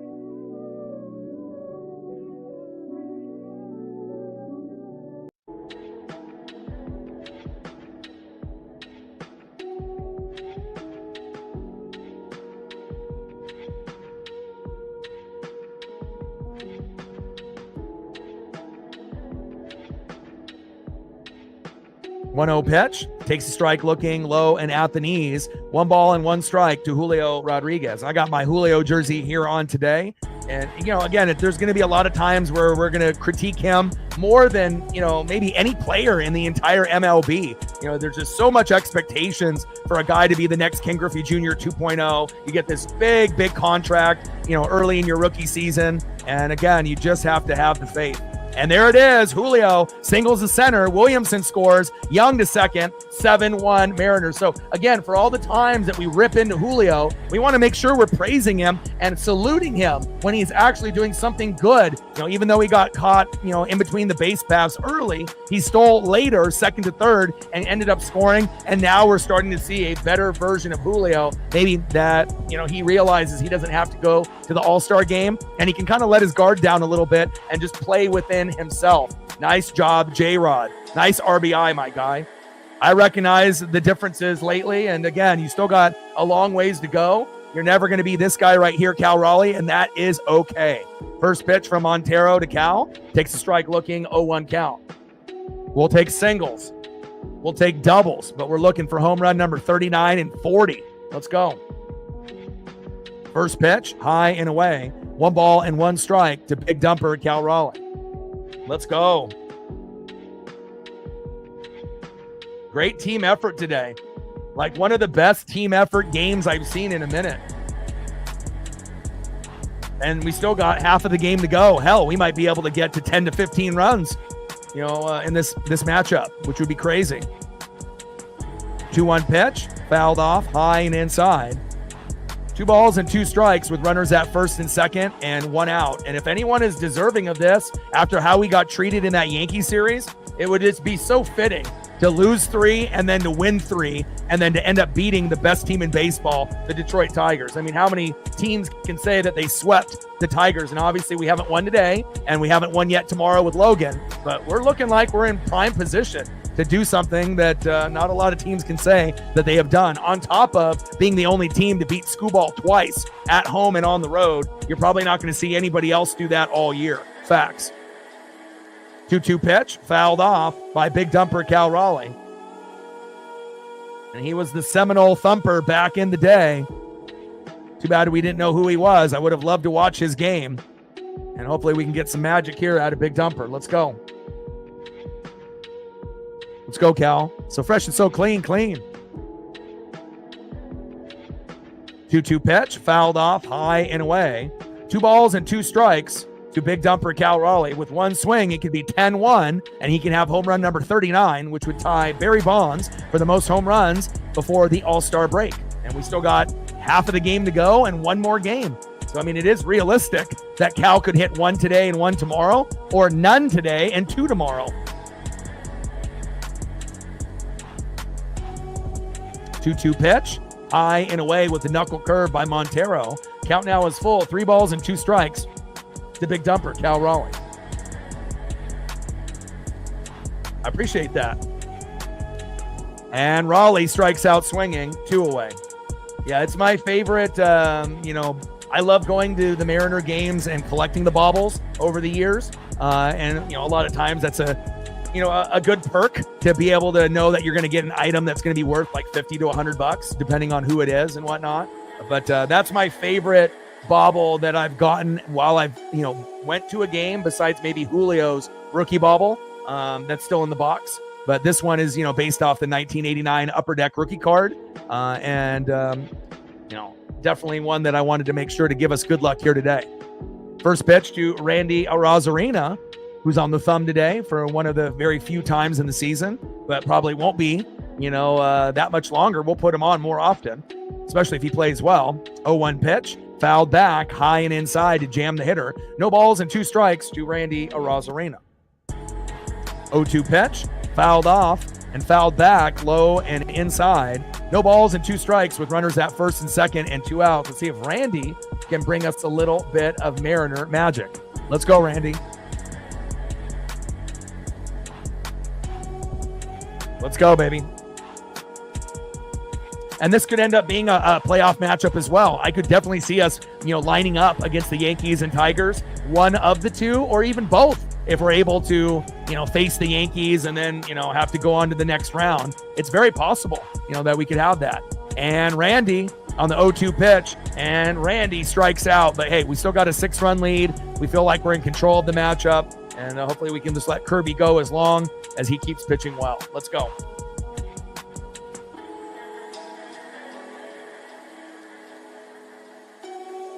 Plus, I'm a big memorabilia guy. I got all kinds of knickknacks and whatnot, so got to make sure we show our Mariner love. All right, baby, let's go to the bottom of the 4th inning and see who's up next here for the Tigers. Next up, 0 for 0 with a base on ball, third baseman Zach McKinstry. Batting second, 0 for 1, center fielder in the 7-hole, Matt Vierling. And batting third in the 8-hole, shortstop, Trey Sweeney. Like, sub, donate, comment, share. If you haven't smashed that like button yet, please do. If you haven't smashed it yet, help your boy out. Help us get to 100 likes and 100 on the dono train.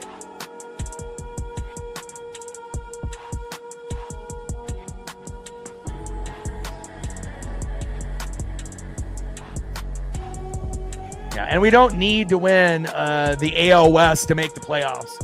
I mean, that's as dumb can be right there for John.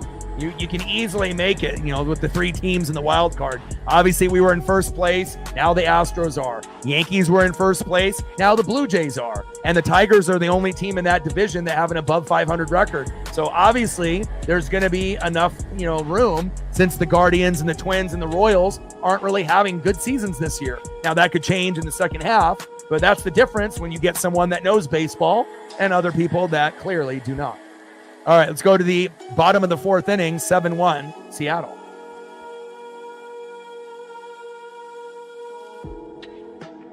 And that's the thing, again, there's going to be teams that have, better records. There's going to be teams that have had better starting pitching. There's going to be teams that get hotter in the bullpen, but if you just look at what we are able to do, against these high-end teams, 7 runs, 8 hits, no errors compared to 1 run, 2 hits and an error. And if you're just looking at what I'm talking about, JP 1 for 3, Julio 1 for 2. Cal is 0 for 2, but I imagine he can get a hit before the game is over. Randy 1 for 2, Polo 1 for 2, Rayleigh 1 for 2, Canzone 1 for 2, Williamson 1 for 2, Cole Young 1 for 1. Cal is literally the only player that doesn't have a hit, right? And again, normally Cal is the one that wins the games for us. So it shows you in this type of game that when, everything is flowing, you can feed off of each other. And, it's a pretty good possibility that Cal will get at least a hit, and then everyone in the lineup will have at least 1. And, team effort is what it's all about. But obviously, John would not know what team is. There's no me in team, my guy. 0-2 pitch, high and inside. 1 ball and 2 strikes from Kirby to McKinstry.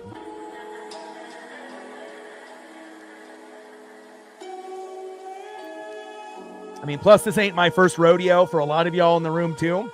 You guys have been baseball fans for 10 years, 20 years. And there's going to be people in there that, have been fans of 30, 40, years and above and beyond. So not every baseball fan is created equal. That's facts. Some people care definitely a little bit more than others and pay attention a little bit more. 1-2 pitch, fouled off high and away. Kirby still wheeling and dealing out there. 1-2 pitch, and grounds out to second, throw to first, 1 away.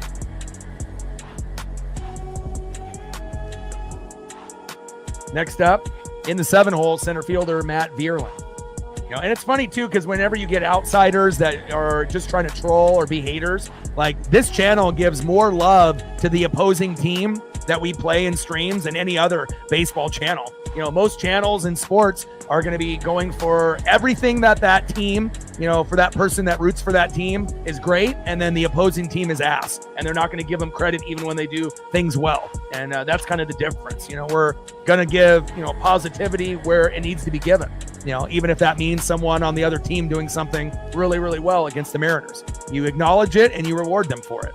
1-0 pitch, takes a strike looking, 1 ball and 1 strike with nobody on and 1 out. But I feel like once people are regulars, that they realize that it's not just a Mariner channel. It's definitely, an MLB channel overall, as well as a sports channel, a wrestling channel, NASCAR, everything. And it takes a lot of effort to not be a hater. It takes a lot of effort to not be biased, and it takes a lot of effort to actually know the stats and the players on the opposing teams. Not everyone is that dedicated. 1-2 pitch, high and away. 2 balls and 2 strikes from Kirby to Vierling, and that's why we have one of the best sports channels on planet Earth here. There's not many people that will be able to match up one-on-one with us here, and I think most people know that. Yeah, again, I just feel that, there's going to be a lot of others that are out there that are overly biased, that are not willing to, do the research, for the other teams. But we will do it here. 2 away. Next up is Trey Sweeney. That goes Matt Vierling. And hopefully we can get an easy out here on Sweeney, and then we can hopefully end up getting to double digits here sooner than later.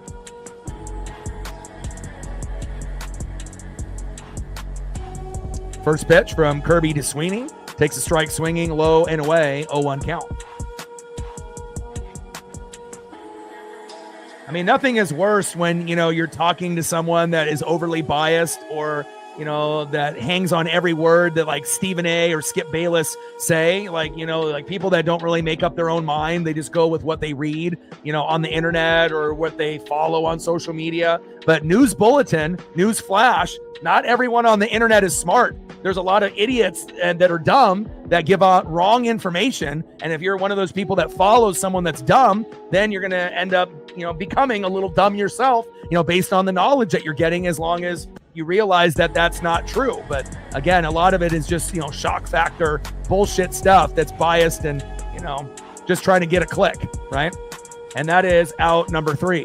But we will never do that here. We're going to call a spade a spade. We're going to criticize the players, even on the Mariners that need to be criticized, like Julio, but also give the praise and the credit where credit needs to be given. And, also showcasing, the amazing players. Because for me, even when I was little, it was always about greatness and appreciating greatness, whether, me being a Blazer fan and, obviously, at one point, like hating Kobe and, Magic and Kareem just because they were so good and that was the main rival. But then you start to realize, as time goes on, and maybe when those guys retire and you look back on their careers, if you're not able to get past it while they were playing in their playing days, you realize like, wow, Kobe Bryant was literally the best thing since Michael Jordan and has been since. LeBron is not Kobe. LeBron is not Jordan. He never will be, And again, you can't be labeled the greatest of all time if you go to, a championship 10 times and you win 4. It's not the same. You could even put Tim Duncan, ahead of LeBron. But again, some people are not willing to have that conversation because LeBron is all over social media. But if you're actually looking at records and actual great elite play, there's going to be a few people that are going to be higher on the totem pole. And also, it really depends on if you watched, both players that you're, having an argument about. If you're young and you only watch LeBron, you have no idea on how good Kobe and Jordan were and actually watching it live. And same thing with like Wayne Gretzky and Mario Lemieux and Tiger Woods and Pete Sampras and Andre Agassi and Ken Griffey Jr. and Joe Montana and Jerry Rice and Barry Sanders and Bo Jackson and Deion Sanders in his prime. Like, you just don't get it unless you actually lived it. And again, watching, a 10-minute highlight compilation on YouTube isn't going to give you exactly what you need to make a rational decision. It's just not. That's facts. First pitch from Montero to Polo, takes a strike looking, high and away, 0-1 count.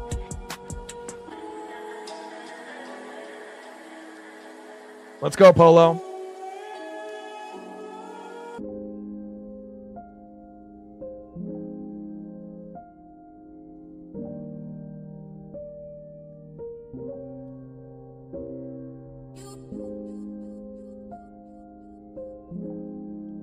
Oh, 1 pitch in play, grounds out to first, 1 away. Next up is Nuke Rayleigh. Let's go, Luke. And again, I have a feeling when certain guys are due for home runs, if it's been a minute. And nice job by Luke Rayleigh getting off the schneid with a 3-run blast. First pitch, fouled off right down the middle, 0-1 count. Yeah. The funny thing is, though, is, in life, there's so much like sexism and racism, that people don't want to really like talk about. They just try to shove it under the rug, and it's so much easier, to be a troll and an asshole and a hater rather than trying to be, someone that is a good person that's trying to have an open mind, and actually, be reasonable. It's just, it's kind of sickening too, with all the fakeness on social media on top of that as well. And down goes Luke, even though he's hustling towards first base. Great effort there by Rayleigh. 2 away. Next up is Dominic Canzone. First pitch, high and away from Montero to Dom. Takes a strike looking, painting that corner beautifully. 0-1 count. But it takes effort to be a good person, to care about, people, family, pets, to go above and beyond, to be able to care about someone or something more than yourself, And again, that's why not all sports fans are created equal, There's different layers, to the fandom. 0-1 pitch, fouled off, high and away. No balls and 2 strikes with nobody on and 2 outs. And again, I usually will be, a little bit more strict here than a lot of other sports channels, that just care about the likes and the views and the donos, even if it's from someone that's negative. But, if that means that I'm going to miss out on some donos and some subs from some negative people, I'm okay with that. And there we go. Dom with a nice double to right. What hustle. There we go. Safe. Look at this production that we're getting from the whole team today. Nice job by Dominic Canzone. Love it. Next up is Ben Williamson. First pitch, takes a strike looking low and at the knees. 0-1 count. And I feel like, this definitely feels like these last 2 games, it feels like we're in our 9 consecutive series win streak. Like this same type of aura and vibe that we're feeling in these last 2 games is exactly what we felt when we were flying on cloud 9. That is facts. 0-1 pitch, takes another strike looking right down the middle. No balls and 2 strikes to Big Ben Williamson. 0-2 pitch, low and away. 1 ball and 2 strikes with a runner at second and 2 outs. Because, I know if I was a part of this channel and, you had a host that just didn't care about the other people in the chat, and then you had a bunch of, all it takes is one person to ruin the vibe or the mood in a chat, regardless if you time them out, and, you delete a comment. Sometimes you just have to get the Hollywood Hogan boot and just be done with it, And a lot of times you can kind of tell what a person is about, based on what they're typing in the chat. So, and Williamson grounds out to the shortstop, and that is out number 3. All right, baby, let's go to the bottom of the 5th with a Mariner 6-run lead.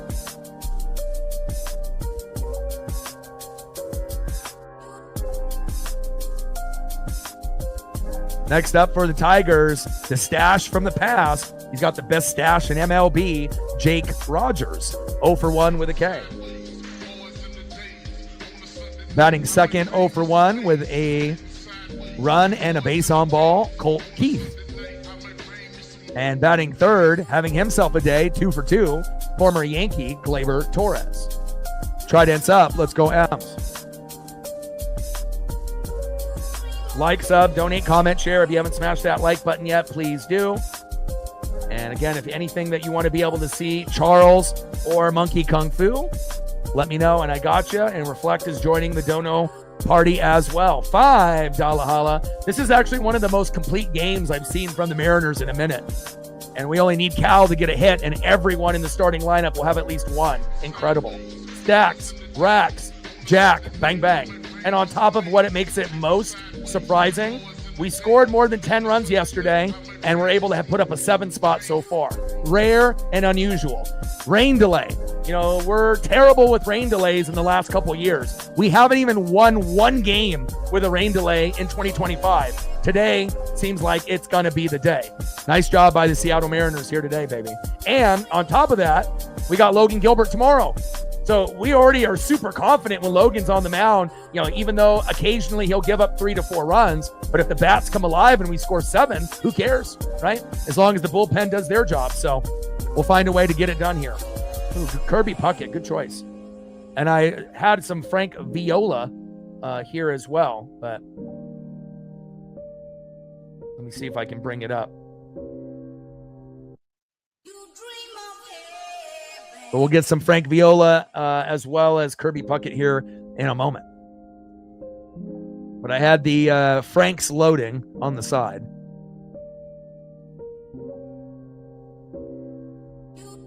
But we'll just do one for now. A autograph photo to a friend named Ralph. Frank, baby.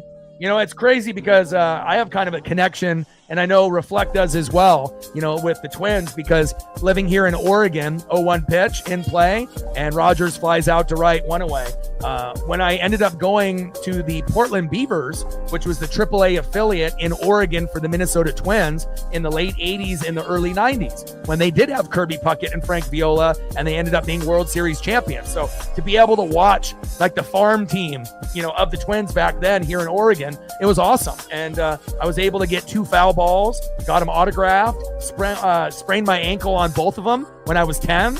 Got a couple of mini bats, for the giveaways. And one of the prized possessions, I ended up sneaking down to the front row and hollering at the team after they hit a grand slam. And one of the guys, threw up his batting gloves up to me, and they've still been in a Ziploc bag since 1992.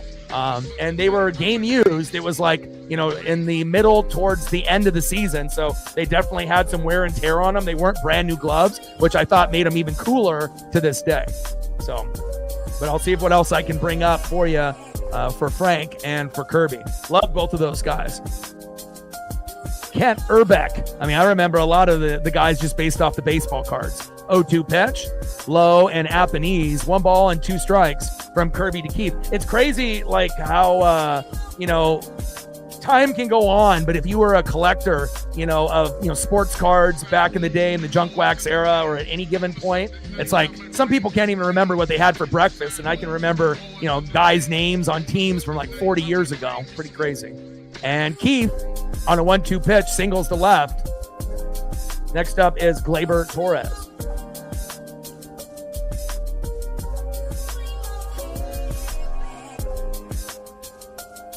Bottom of the 5th, 7-1 Mariners. And I'm so happy that we're up 7-1, not down 7-1 today. Yeah, Peter's got it hit right on the head. All we need is a Cal Raleigh home run or 2 to make it a complete day. And obviously a good bullpen performance on top of that too. No meltdowns. First pitch from Kirby to Torres, takes a strike looking, 0-1 count.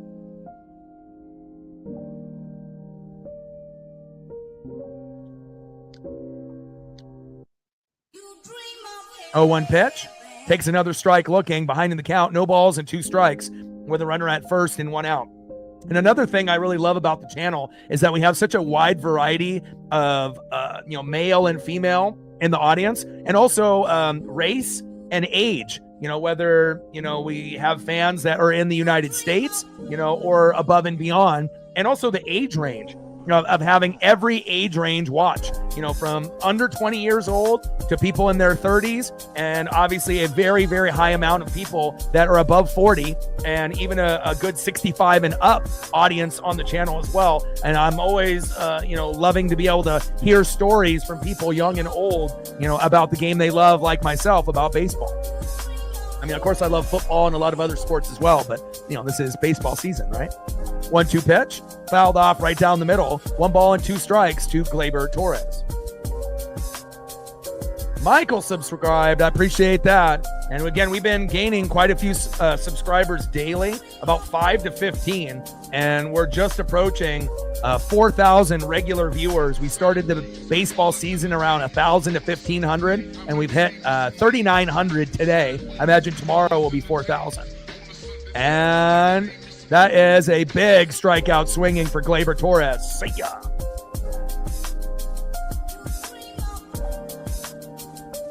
Monkey Kung Fu with another tenner. Appreciate you.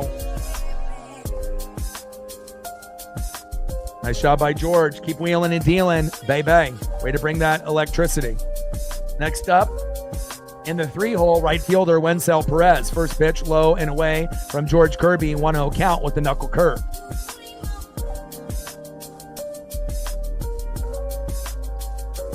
Jose Fuentes. Okay. Stacks. Racks. Cactus Jack. Bang, bang. Appreciate you, Monkey Kung Fu. We're at 35, 65 to go. 1-0 pitch. Takes a strike looking in the zone. 1 ball and 1 strike from Kirby to Perez. And I figured I would go with the Julio jersey today to give him some extra luck after homering yesterday, and it looks like it's working out so far.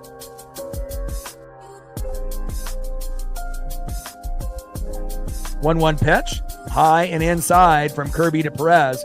2 balls and 1 strike with a runner at first with 2 outs.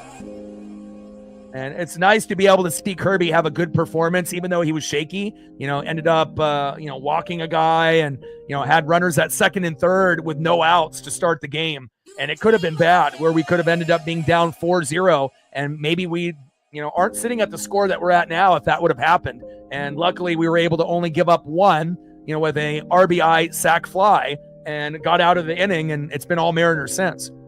And, we have kind of a habit with our pitchers this year, of kind of starting off shaky for an inning or two and then settling in and then not giving up a whole lot after. But then also we've seen our pitchers get fucked up and, give up 4 runs within the first few innings. And, it feels like a fucking nightmare. So nice to see the latter today and the good version of George Kirby. But again, that nice little run that we had with Kirby, Castillo, and Wu against Pittsburgh, it still seems like, it's, these guys are still staying hot, and that's nice to see. 2-2 pitch. Fouled off. 3 balls and 2 strikes with a runner at first and 2 outs. Mariners up 7-1 on Detroit.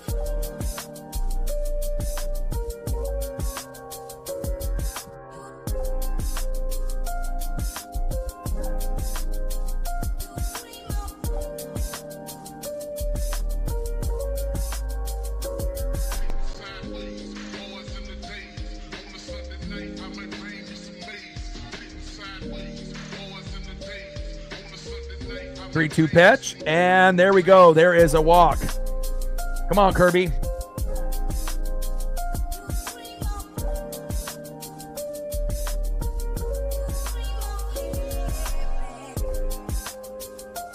Next up, 0 for 1 with an RBI and a K, Riley Green.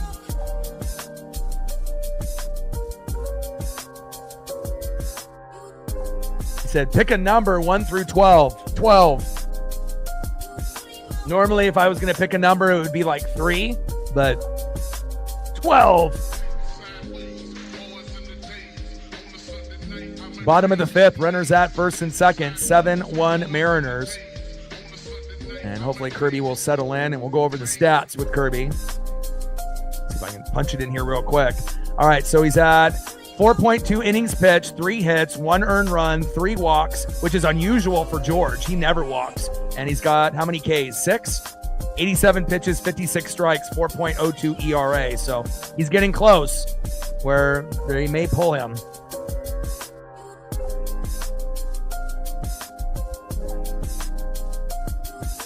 They got Sauce and Legomina in the pen warming up. Don't really want to see Sauce come in because we obviously know, like him and Carlos Vargas, they're, kind of shaky and whatnot. And Sauce has been in, the minors and whatnot. So we'll see where it goes. First pitch, low and away. 1-0 count from Kirby to Green.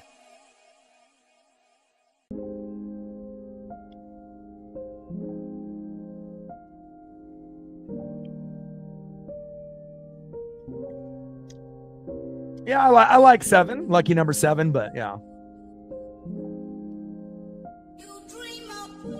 Normally in a situation like that, it would probably have been 3, but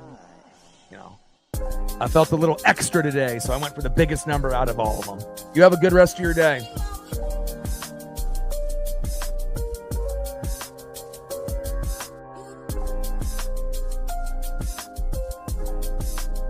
One pitch. Takes a strike, swinging, big swing and a miss, low and away. 1 ball and 2 strikes with runners at first and second and 2 outs. Let's see if George can get out of this. Come on, baby.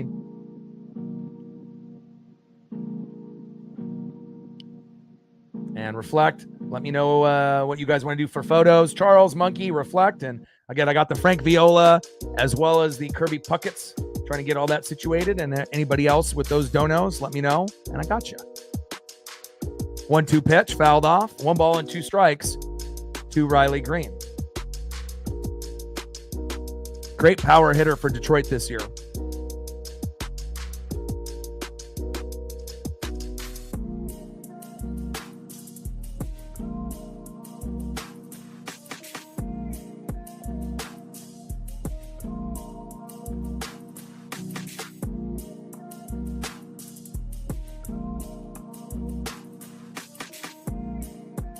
One-two pitch, high and inside.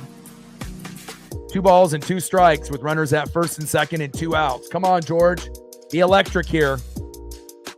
Uh-oh. Back. And Green, gone. Big homer, 356 feet. Keith scores, Perez scores, and just like that, our lead disappears. 7-4 Mariners. Now, since that just happened, we can't afford to bring in Sauce.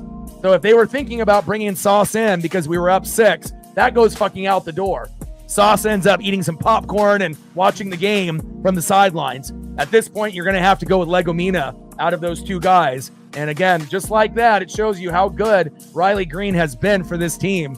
And an unfortunate 3-run blast by Kirby where they probably should have pulled him already at that point. But again, we could have ended up having 1 pitch from Legomina or Sauce and that same result could have happened. But now we have ourselves a tight game. And again, we don't even have the bullpen in yet. So again, we're going to need to score more. We're at 7, but I'm not comfortable. We need to try to get to 10, because again, you never know. All it takes is 1 big swing by the Tigers and they're right back in it. 1-0 pitch in play and Torkelson gets a single to left. You got to pull him, man. I know they just want to keep going with Kirby here, but if you keep continuing to go to Kirby, he obviously is fatigued, but again, bullpen isn't very good either with Sauce or Legomina coming in. And now they have Bizzardo in there instead, which is smart. You have to adjust. I mean, based on being up 7-1, yeah, maybe you can play around with some shitty Sauce and Legomina, but not now. Now it's like you got to be able to bring in the right guy and bring in Bizzardo. Should have had Bizzardo warming up the whole time anyways. And, sometimes there's loyalty to certain pitchers to be able to, complete, the process, finish the 5th, finish the 6th. But you have to, know when to hold them and you have to know when to fold them, And again, this is, something that could have happened even if we would have pulled him. Legomina could have pitched a strike right down the middle. Riley Green could have still hit that 3-run blast. But this is taking a risk right now by continuing to have him in the game here. I mean, we're up 3, but with one swing, it could end up only being a 1-run lead. So we got to be careful here. 0-1 pitch. Takes a strike looking high and away. All right, come on, Kirby. 1 more strike. Come on now.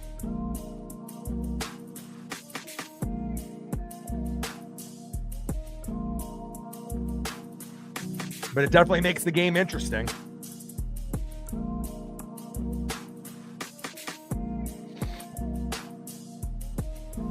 And plus, you would have to expect, them to do this. They're the best team in the American League. It's not like we're fucking playing the White Sox or the Marlins. 1-2 pitch. Low and at the knees. 2 balls and 2 strikes to Zach McKinstry. Come on, baby. And there you go. McKinstry. And Torkelson caught stealing at second. There we go. And that is out number 3. And George got incredibly lucky there by Cal Raleigh bailing him out. What a throw to JP. Got him. And we needed to stop the bleeding because, again, if it would have went a little bit longer, it could have been 7-5, 7-6, 7-7, just based on that vibe of, George getting tired. And unfortunate that, Riley Green had to do that, but he is the best power hitter on the team, not named Spencer Torkelson. And Riley strikes again, but at least we still have a 3-run lead. Let's see if we can get some photos up. There's the first one of Frank Viola. End of the 5th inning, 7-4 Mariners. There's another one.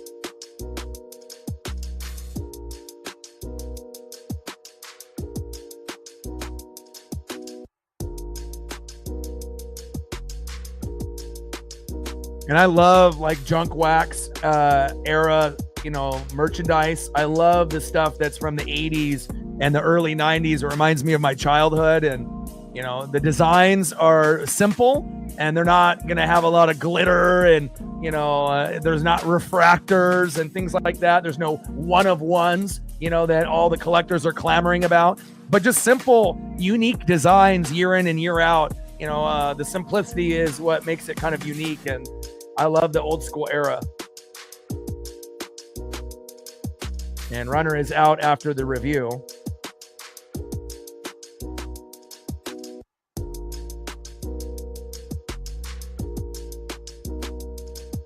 Whether you grew up with Tops or Fleer or Don Russ or Upper Deck starting in 1989, I mean, we're always going to have a lot of memories. And I just love, looking at old junk wax cards. It's just nothing brings me back to my childhood more than that, besides, watching Teenage Mutant Ninja Turtles or G.I. Joe or Transformers in the 80s, watching some old school movies or TV shows, from that time period.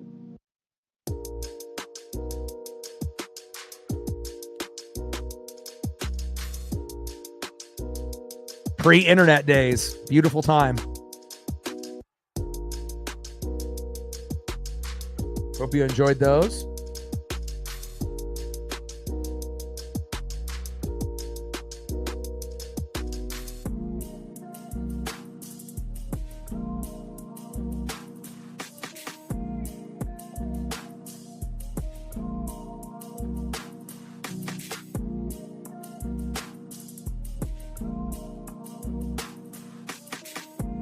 See if we can find some old sporting news of Kirby.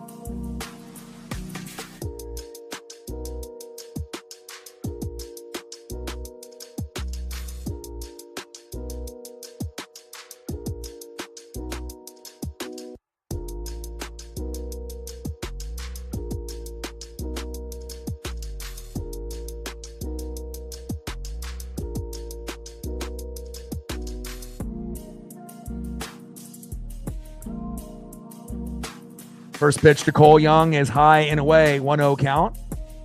And one last one. Ooh, 91 Upper Deck. Kirby.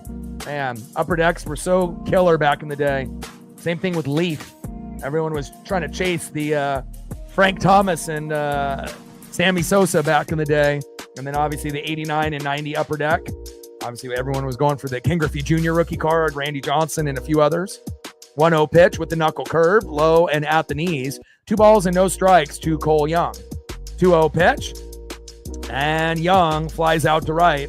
1 away.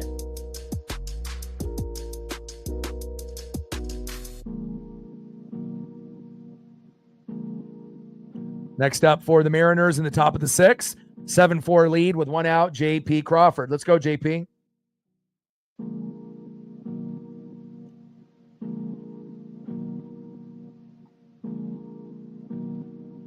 Yeah, Rod Carew is one of the best players, to ever play the game. I mean, you talk about contact hitters like Tony Gwynn and Ichiro and Pete Rose, and you definitely have to have Rod Carew's name in there, even though he doesn't get the recognition that he deserves, as JP grounds out to first, 2 away.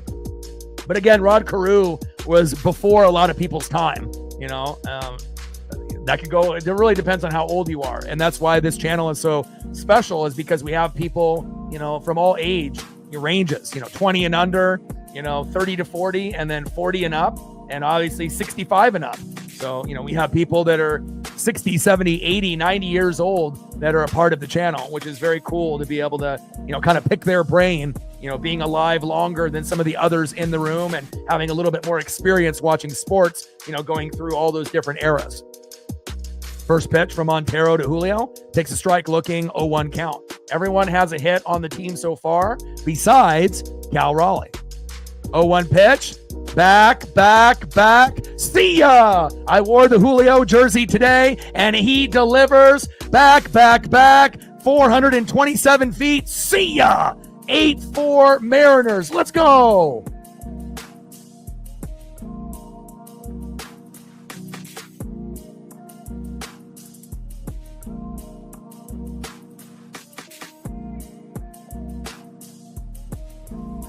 Julio. Ooh. Let's go, baby. Julio.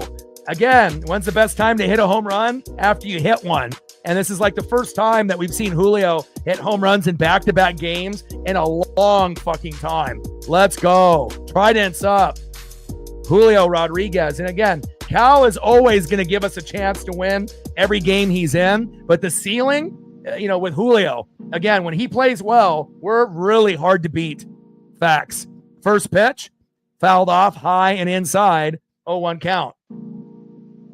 And down goes Cal Raleigh, still the only individual on the team without a hit. but it looks like everyone else, he's had the team on his back all year. So you can't assume that Cal's going to homer or get a hit every game. Once in a while, he will go 0 for 4 or 0 for 5.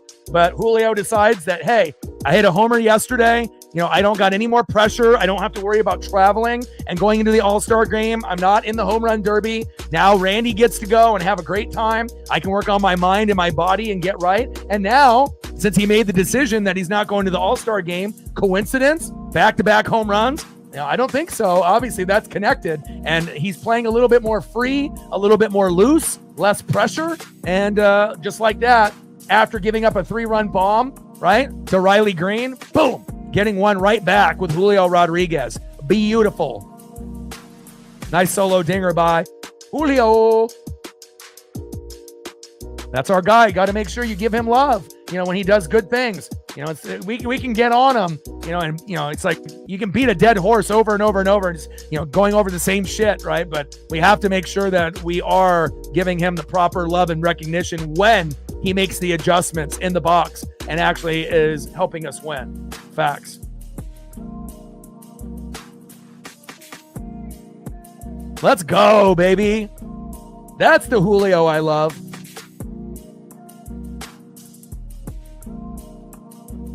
Let's go. Let's go. Let's go. Let's go.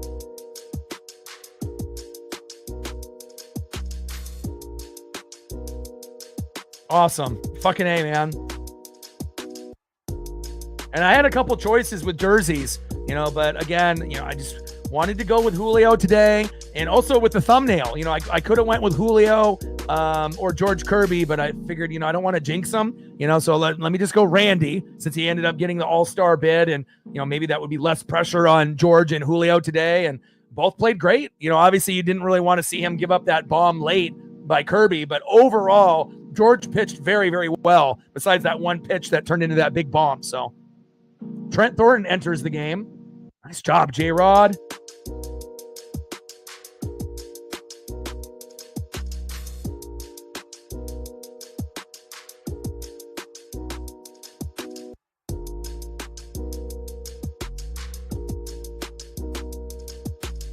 First pitch, Trent Thornton gets in there with a strike.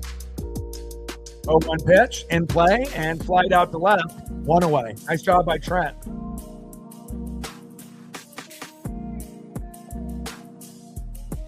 Next up is Matt Vierling, 0 for 2.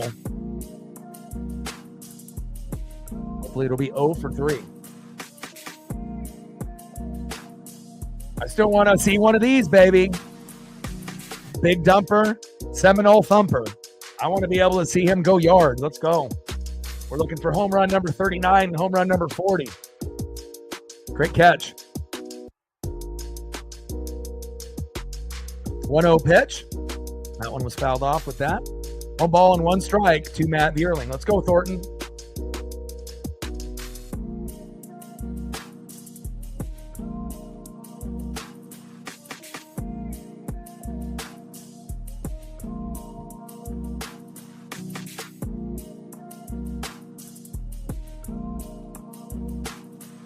Let's go, Trent.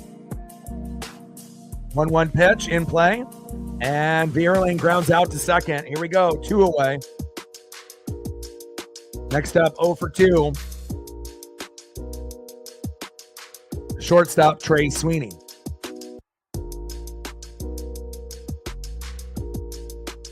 There we go. Like, sub, donate, comment, share. If you haven't smashed that like button yet, please do. See if we can shoot for at least 75. Obviously it's going to be a limited viewership since the game started early, but then ended up having a rain delay, so it ended up being not as early as it was. But tomorrow's game will start at 10:40 a.m. as long as we don't have any rain delays. 0-1 pitch. Big swing and a miss, high and away. No balls and 2 strikes with nobody on and 2 outs. 8-4 Mariners lead. Let's go. All right, appreciate that.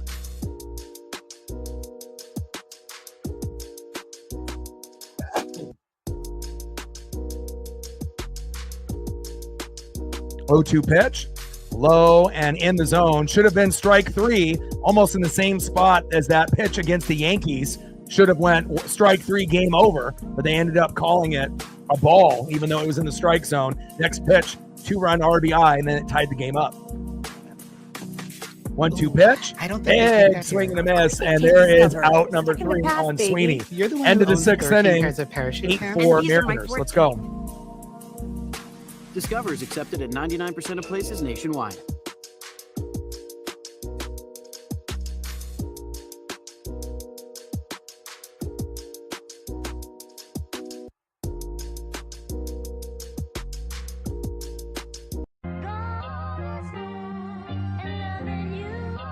Next up for the Mariners, 1 for 2 with 2 runs and a K, left fielder Randy Arozarena. Batting second, 1 for 3 with a run and a K, Jorge Polanco. And batting third with a big blast, 1 for 3 with a run and 3 RBIs, Luke Raley. Trident's up. Let's go M's.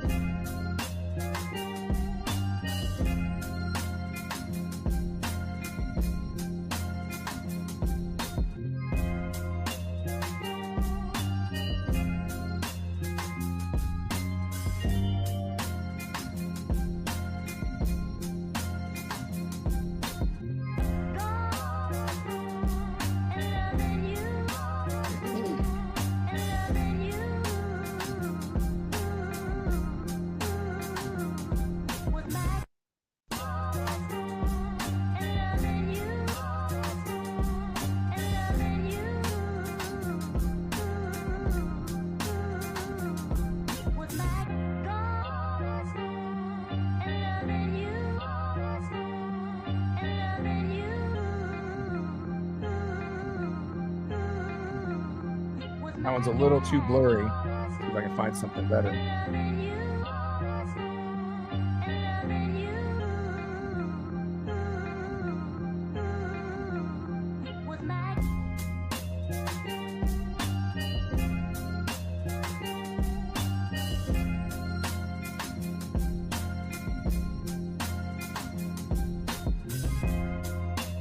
See if I can find a 1991 Kirby. There we go.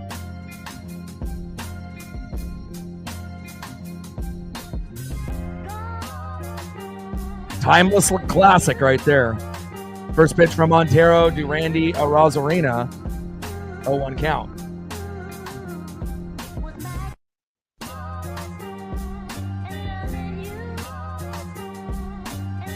Oh-1 pitch.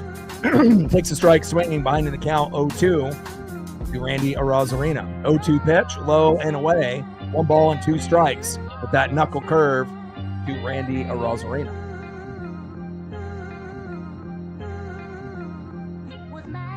Jose Fuentes is up next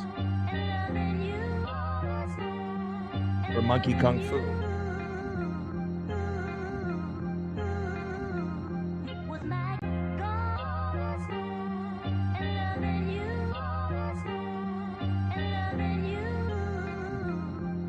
One-two pitch in play, and Randy with a single. Here we go.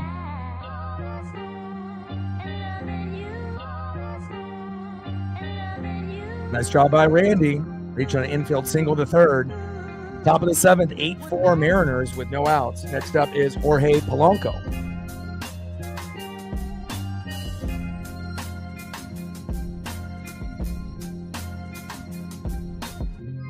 Oh, Joe Mauer was great. You know, one of the best catchers in that time period when he played. Absolutely.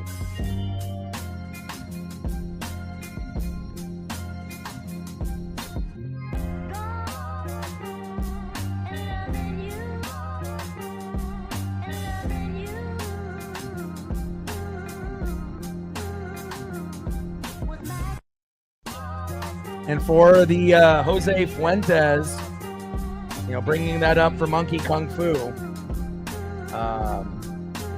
What are we looking at? What sport are we talking about?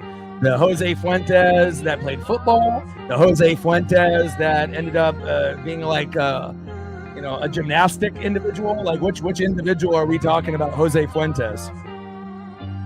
Jose Fuentes, the soccer player. I mean, there's a few Jose Fuentes. I'm not sure which one that you want me to bring up, but give me a little idea of which one you are talking about, and that way I can go from there. But there's like a couple different ones that have played, college football, soccer, gymnastics. There's not just one main one, but I imagine one of those guys is the one that you're talking about. Top of the 7th inning with a runner at first and 0 outs.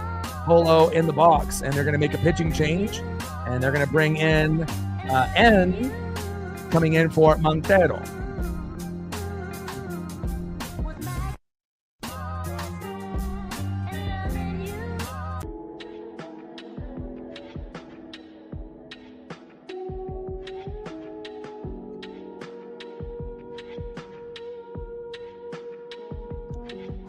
Top of the 7th, 8-4 Mariners. Let's go.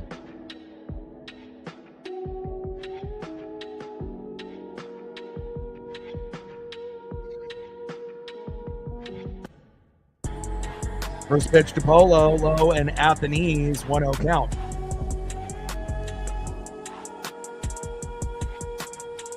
One-0 pitch, fouled off, high and inside. 1 ball and 1 strike with a runner at first. Here in the top of the 7th, global broadcast on MLB Network. Mariners 8, Tigers 4. Let's go. Best team in baseball. Not many people will be able to do what the Mariners have done in these first 2 games, especially after getting swept emotionally by the Yankees with maybe the worst officiating series of the Mariners in 2025. 2-1 pitch, fouled off, right down the middle.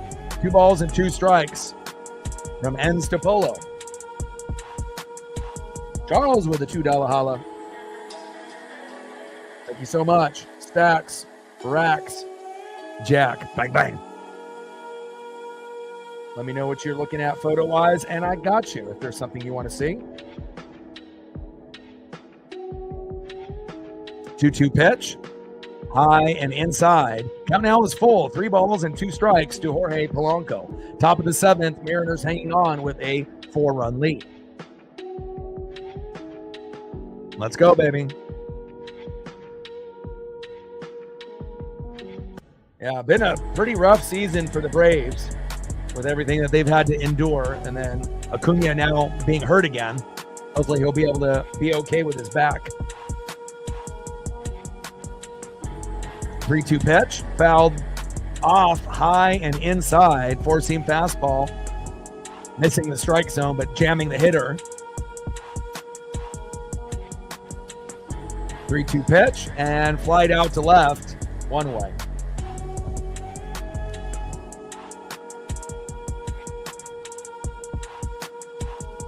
Next up is Luke Raley. I mean, we lost Victor Robles, but if we're talking about just umps, with bad calls, it definitely felt like in that game, the last one, especially, where we had strike 3 and it would have been game over. We've never had an ump dictate the outcome of a game besides that Yankee game. So, and it felt like it was maybe 60-40 the first couple games. But in that last game, game number 3, it felt like it was 90-10 New York getting the calls. And especially late, where we could have won the game even with the meltdown by Brash and Mooney. And even when their meltdown was occurring, realistically, we won with strike 3, but they called it ball. Then next pitch gets a 2-run RBI. Then they tie it up 5-5, goes into extras, and then we lose. So if they would have called it correctly, then it would have been game over. But if that would have happened, we probably don't win yesterday or today. So again, sometimes you have to go through the adversity to be able to get the joys to go on the up and up. So, and down goes Luke Raley, 2 away. Next up is Dominic Canzone. Let's go, Dom. He's having a good day, 2 for 3 with an RBI and a K. Everyone on the Mariners with a hit so far besides Cal Raleigh. And it would only be fitting if Cal hits a home run in his last at bat, right, to be able to have the complete 1 through 9. First pitch from Ends to Canzone, high and away, 1-0 count.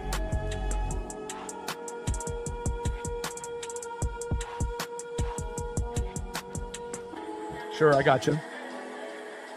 We got a lot of choices. We can do Auburn Tigers, we can do Kansas City Royals, we can do Raiders. 1-0 pitch. In play. There we go, Dom. Nice single to right, and Randy hustling from first, getting to third. Here we go. Next up is Ben Williamson, and we're great with 2 outs. Let's see if Ben can get an RBI single, and we can end up going up 9-4. Best case scenario, 3-run blast, but he's not a home run hitter to make it 11-4. But I think I would be totally content with a single by Ben and a single by Cole. If we can do that, we might be able to get it to 10 in this particular inning. Let's go. Now, Bo is definitely, one of the best athletes, in the generation. Obviously, we know Jim Brown was a hell of an athlete back in his day as well, but we haven't seen anybody be an all-star in 2 sports at the same time like Bo. And, Dion played in 2, right? And might have been a Pro Bowl, all-pro corner, but, not the best baseball player. Good role player, though. 0-1 pitch in play. Here we go. Ben Williamson, you ask and you shall receive, and he gets the single up the middle. Boom. 9-4, baby. Let's go. Let me get a single eye Cole here as well. You talk it into existence, and the sports gods listen. Bang.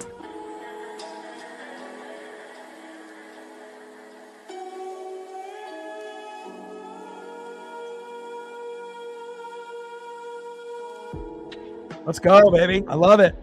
Now we got 9-4, and let's see if we can get an RBI single by Cole Young to make it 10-4. First pitch, high and away, 1-0 count.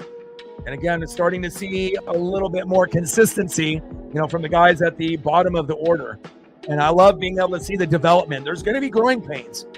This is not AAA. This is not the Tacoma Rainiers. And, there's going to be times where we're going to be scratching our head and be like, damn, Williamson is in a slump. Young's in a slump, or they don't look very good, but playing decent today. But there's still guys that me and Reflect and a few others know of, like Leo Rivas, that deserves a spot on this team. Like, hell, sell Dylan Moore down to AAA if you can, and bring Rivas up. But there's only certain guys that you can bring up and down.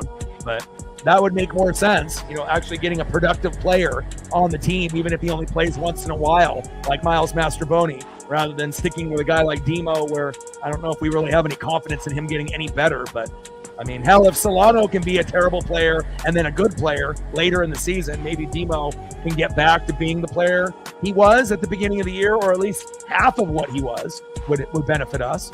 And Young on the 2-2 pitch, fielder's choice, hand zone out at third, and that is the end of the inning. Cole is not able to get us another RBI, but Ben did, and we're up 9-4. So at least we're adding on with insurance, and that's what we need to do. We need to be shooting for 10 runs before the game is over. Let's go to the bottom of the 7th and see who's up next.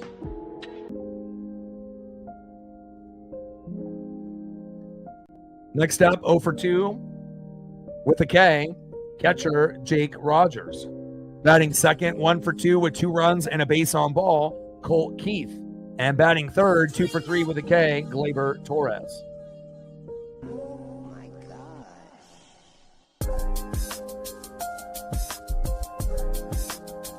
Let's go, Ems.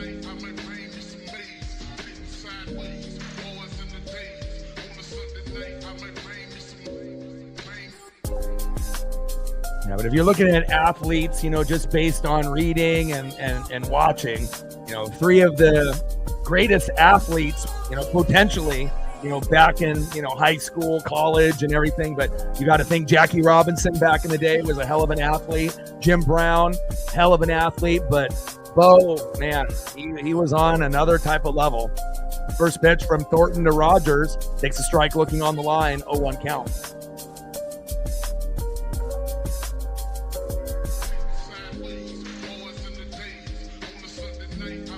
Yeah, I love it. That was a great decision to be able to bring him up. And, we had to make a decision between Leody Taveras, Rowdy Tellez, or Dom and Solano. And it looks like the Mariners made the right choice. Yeah.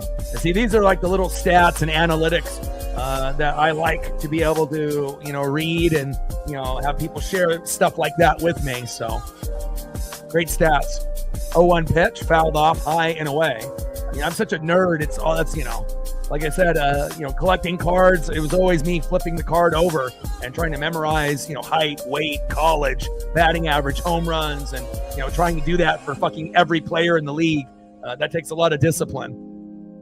And Roger strikes out. There we go. Nice job by Trent Thornton. 1 away.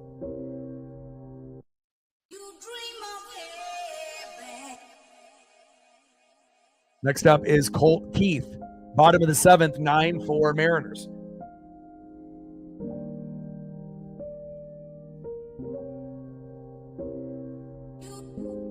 Might have even been lower than that. Obviously, there's been reports that it was like sub 4.2, but again, it all depends on who's clicking the timer and whatnot. But it really wouldn't shock me if it was, if he had a few runs, in high school and college where he actually ran sub 4.2. If anyone, he's a big guy, but we've seen him fly down the sideline. He can run over guys like Bosworth and run all the way through the tunnel. It was a very special blend of power and speed that we really haven't seen before, besides maybe like a Barry Sanders. Different type of legs and movement. Barry obviously was more shifty. Bubba was more power with speed. But one thing was for sure, once they got going, you weren't going to tackle them. And if you were, it was going to take more than one guy. Believe that. 2-1 pitch. Takes a strike looking right down the middle. 2 balls and 2 strikes from Thornton to Keith.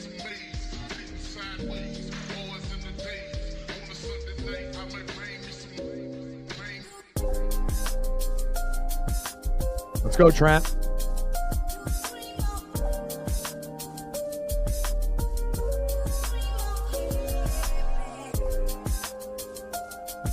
Two pitch, high and away.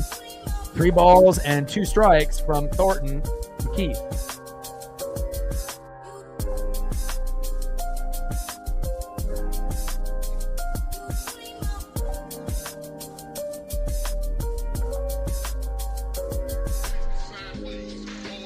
Three-two pitch and grounds out to first. 2 away. Next up is former Yankee second baseman Gleyber Torres. Bottom of the 7th, Mariners hanging on with a 5-run lead.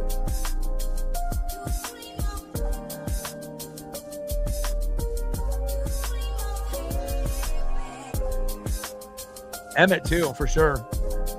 Emmett was great on the Florida Gators, and obviously we've seen early struggles with the Cowboys with Aikman and Irvin and Emmett, but once they found the right role players and had Jimmy locked in with everyone, with Leon Lett and Dion and all the others, man, they really started to come together. Ed Too Tall Jones, Errol Johnston, Moose.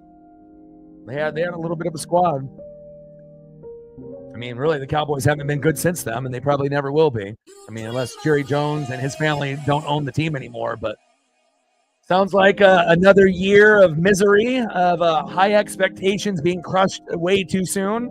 But can't take those Super Bowls away from that fan base. Even though it was a long time ago in 92, 93, and 95. But, they're going to hang on to that, 3 championships in 4-year span. Probably never going to see that ever again for that particular organization. 1-1 pitch, high and away. 2 balls and 1 strike to Gleyber Torres. Bottom of the 7th, 9-4 Seattle.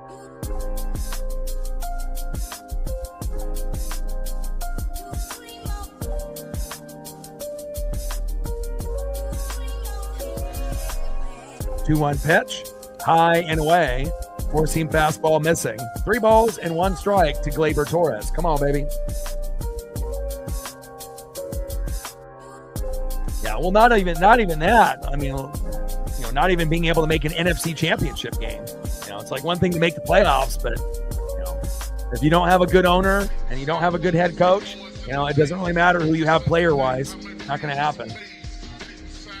For them, it's more about, being like a Broadway show, and trying to show off. It's like it's building and it's perks, rather than actually trying to win a championship. It's all for show. But when it really comes down to the nitty-gritty, they're not built to win a championship, nor they will ever, probably will be, unless, there is no Jerry Jones or Jones family involved. Then maybe you can do something, but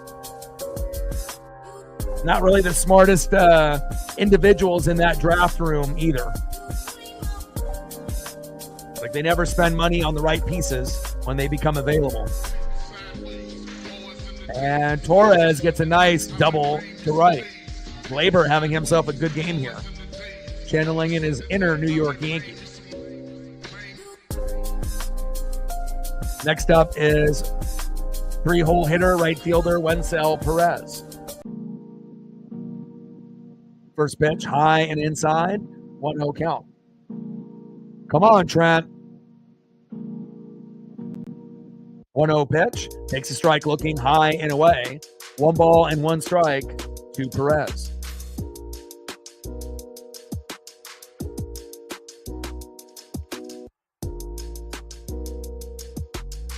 Yeah, I don't think the Tigers are frauds. They just ran into a team that, was prepared, maybe more prepared than Detroit here today. But again, the Mariners have been able to beat elite pitching, more than almost any team in MLB this year. Look at all the names of all the victories that we have over. It's like almost every fucking top 10 pitcher in the game. So, Skubal twice, home and on the road.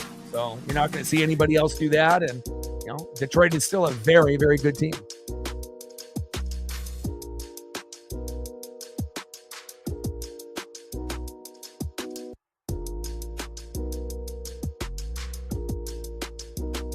Yeah, but normally the Royals and the Tigers, and the Guardians and the Twins are battling it out. There's only one team that has an above 500 record, but that doesn't mean that another team will get over 500 after the break. This is how it goes sometimes. You got the Astros and the Mariners, you got the Blue Jays and the Yankees, and just the Tigers. So, but you would assume there's going to be another team or two, possibly from that division, that gets better after the break.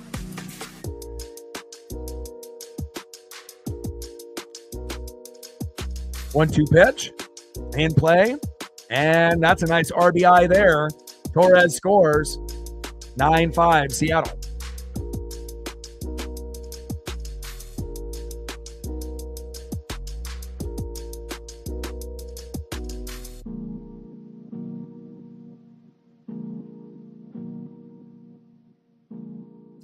First pitch from Thornton to Green, takes a strike swinging, low and at the knees, 0-1 count.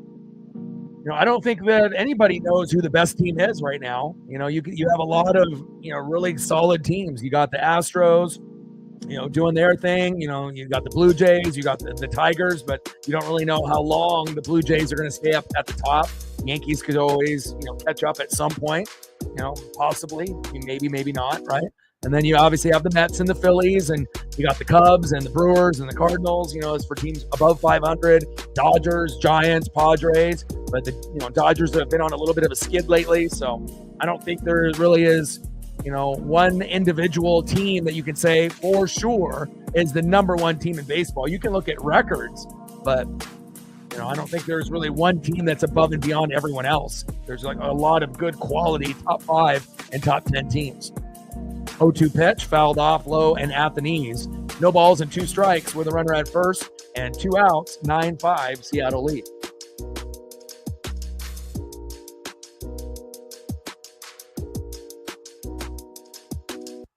And there we go. That is out number 3. Down goes Green. Popped up. And good communication there by Luke Raley and Cal Raleigh. End of the 7th inning, 9-5 Mariners.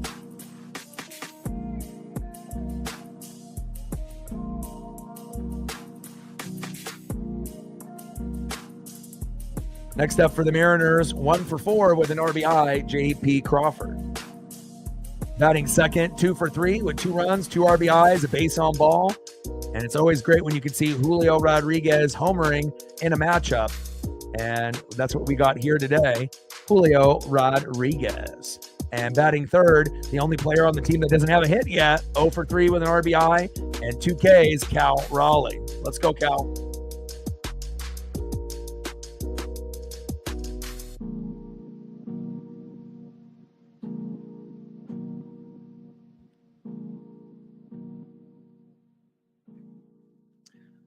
Yeah, but that's kind of like a shitty narrative, thinking that the Tigers are frauds, because what happens if the Tigers, beat the Mariners 9-0 or 9-5? Then you wouldn't be saying that. So, anyone can judge it based on what happens on a particular day, and even though in most circumstances the Tigers would beat, the Mariners, most people would think, but, anybody can beat anyone on any given day.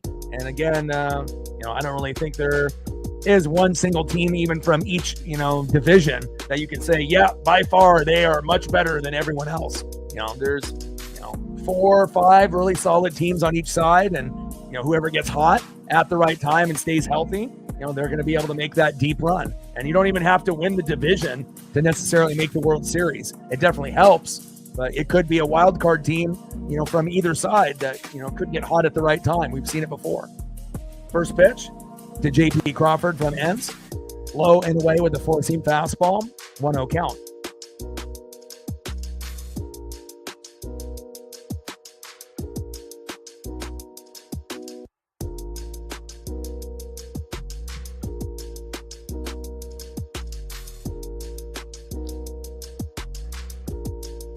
One-0 pitch in play and lined out to center. 1 away.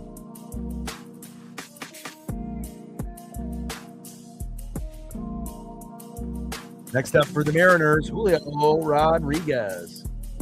Let's go, J-Rod. Bring that electricity, baby.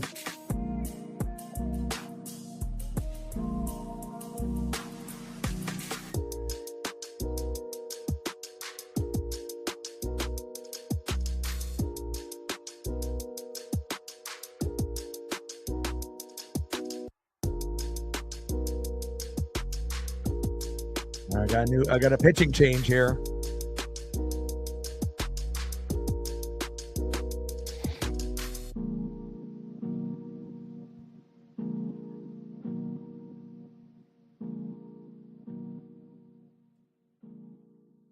Yeah, and it definitely shows you, Charles, like who actually watches games and who doesn't. Anyone that is just, looking at the win-loss record on ESPN, that's not going to dictate, really how things are going on a game-in, game-out basis. You actually have to watch the games, beginning to end. You're not going to get the full story by just looking at the stat sheet or looking at the standings. That is facts.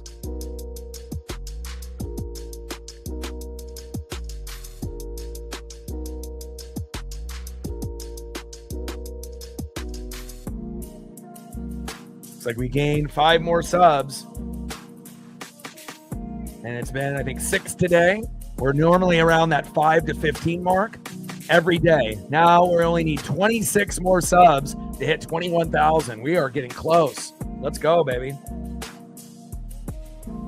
And by tomorrow, we should be at that 4,000 regular returning viewer mark, which is incredible. And hopefully we'll be able to get that to 5,000. And then maybe if we're lucky, depending on if the Mariners make the playoffs or not, maybe we can get that up into the 6,000, 7,000, and maybe even one day 10,000. Top of the 8, 9-5 Mariners.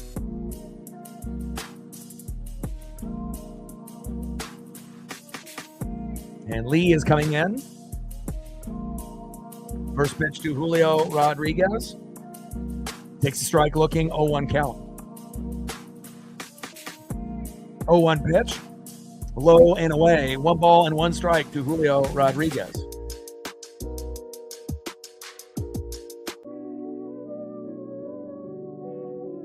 One pitch. Fouled away. Low and away with that sinker. 1 ball and 2 strikes to Julio Rodriguez. Chase Lee on the mound. Julio in the box. Let's go, baby.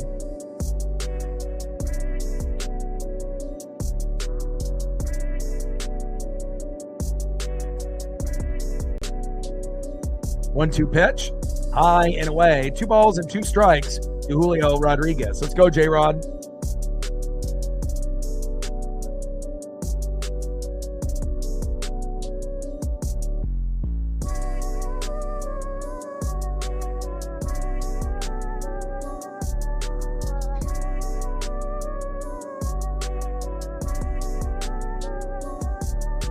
Yeah, the Tigers City Connects, are probably one of the not, fan favorites, even from, Tiger fans or just baseball fans in general. And a nice base knock by Julio Rodriguez, and he gets a double. Safe. Here we go. Julio really, playing a little bit more relaxed and maybe not going to the All-Star game and letting Randy go is a blessing in disguise here. Great job by Julio. Fantastic day. Next up, the last piece of the puzzle. We're looking for home run number 39. Big dumper, Cal Raleigh, the only individual on the team that doesn't have a hit today. Let's go, Cal. We'll take a single. We'll take a double, but we're looking for one of these. Trident's up. 1-0 pitch, fouls it off, high and away. 1 ball and 1 strike from Lee to Raleigh. Bonds had 39 in 2001, but he was full of PEDs and steroids, so not really the same.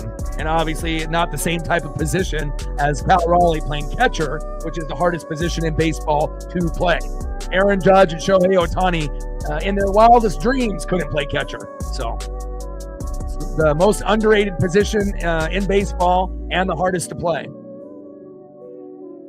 2-1 pitch, low and away. 3 balls and 1 strike to big dumper Cal Raleigh. Come on, baby. Pitch it to him right down the middle.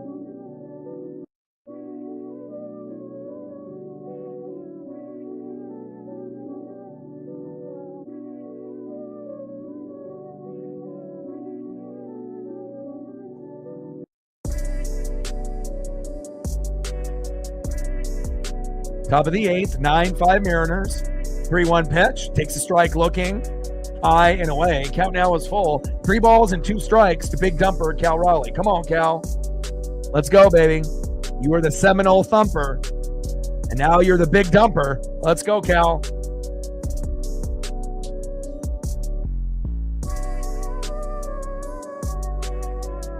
Come on, Cal.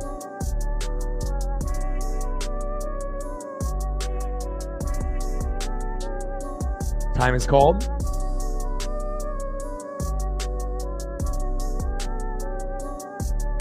Ben in the building. What's good? Three-two pitch. Back at the wall. And caught. Raleigh flies out to right, but Julio tags up and walks into third freely. Now we got a runner at third with 2 outs. Next up is Randy Arozarena. Let's go, Randy.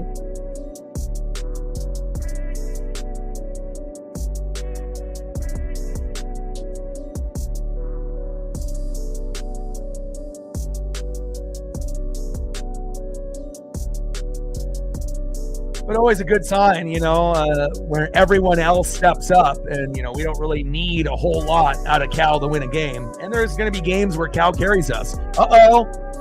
0-1 pitch. Back. See ya. Randy Arozarena. He homers, baby, and putting him on the thumb. It looks like I was right, baby. Let's go. Randy Arozarena making it 11-5 Mariners. Let's go. Hell yeah. Unbelievable. Randy is hot, baby.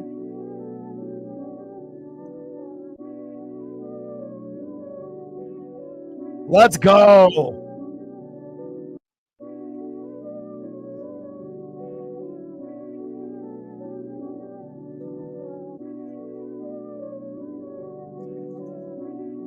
Let's go, baby. 11-5 Mariners. There's no meltdown. That'll happen now. 1-0 pitch. Takes a strike looking. 1 ball and 1 strike to Jorge Polanco. But again, when you're starting to see everyone produce, again, it rubs off that good mojo, for everyone. So it's like You're going to get it with JP, and you're going to get it with Julio. Cal was the odd man out today, but, great results in the middle of the order with Randy, Jorge Polanco, Luke Raley. And then not only that, getting great results out of Dominic Canzone, Ben Williamson, and Cole Young. So, again, not the same, prototypical, Mariner type of victory, but again, you're going to have to show that you can win in many kind of ways.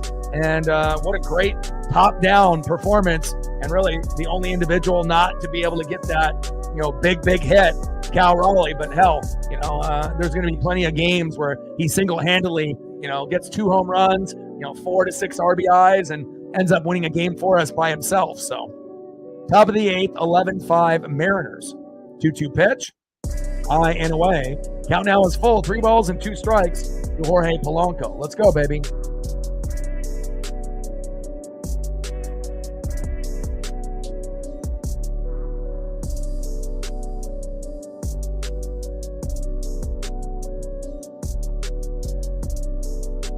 And Polo strikes out swinging.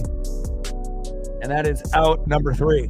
But we keep producing, each inning, and it's great to see. Let's go to the bottom of the 8th inning, and now we got a 6-run lead. Nice job, Randy. Putting you on the thumb was a good decision. Next up for the Tigers in the bottom of the 8th, 1 for 2 with a K, Spencer Torkelson. Batting second, 0 for 2 with a base on ball, Zach McKinstry. And batting third, 0 for 3, center fielder Matt Vierling. Trident's up. Let's go, M's. Nice job, Randy. Let's go.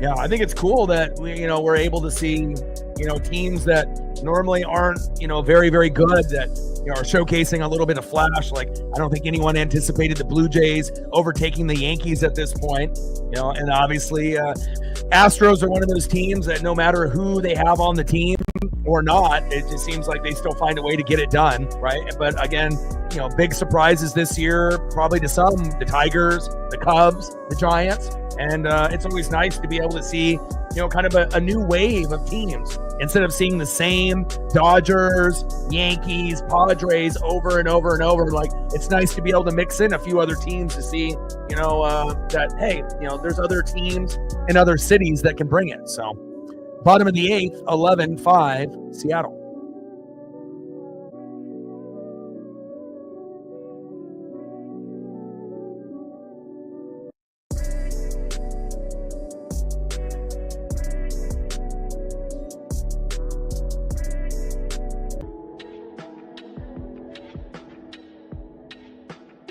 All right, gained another sub. I think that's 7 for the day so far. Now we only need 25 subs to hit 21,000. Shout out to all the new subs that we've been able to acquire and all the people that have liked, sub, donated, commented, and shared. Appreciate you guys. Let's see if we can get to that 100 number, which will be tough. If we can't hit 100, let's try to at least hit 75 on the likes before the stream ends. 1-0 pitch, high and inside. 2 balls and no strikes from Bizzardo to Torkelson. Let's go, baby. Let's go, Bizzardo.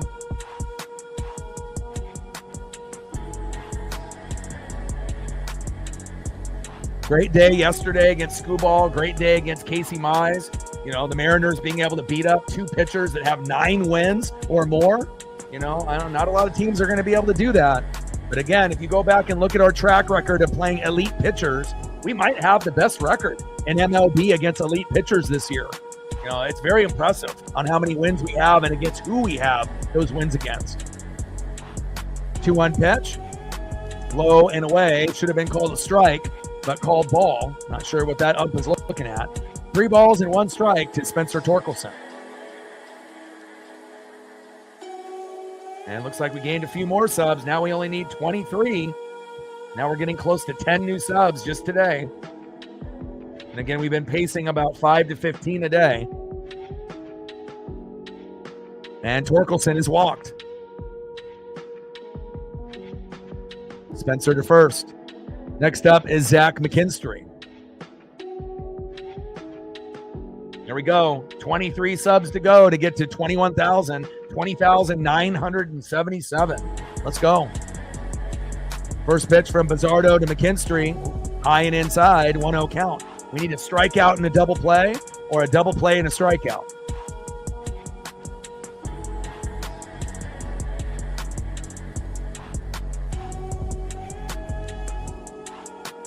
Let's go.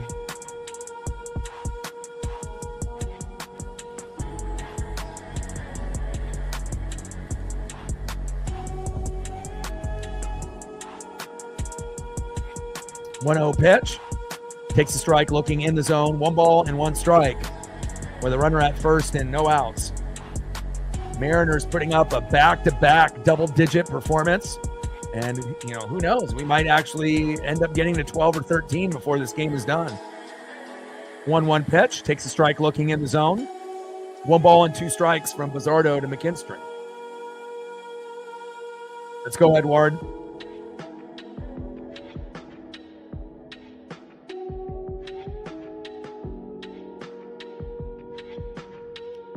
Uh-oh, back.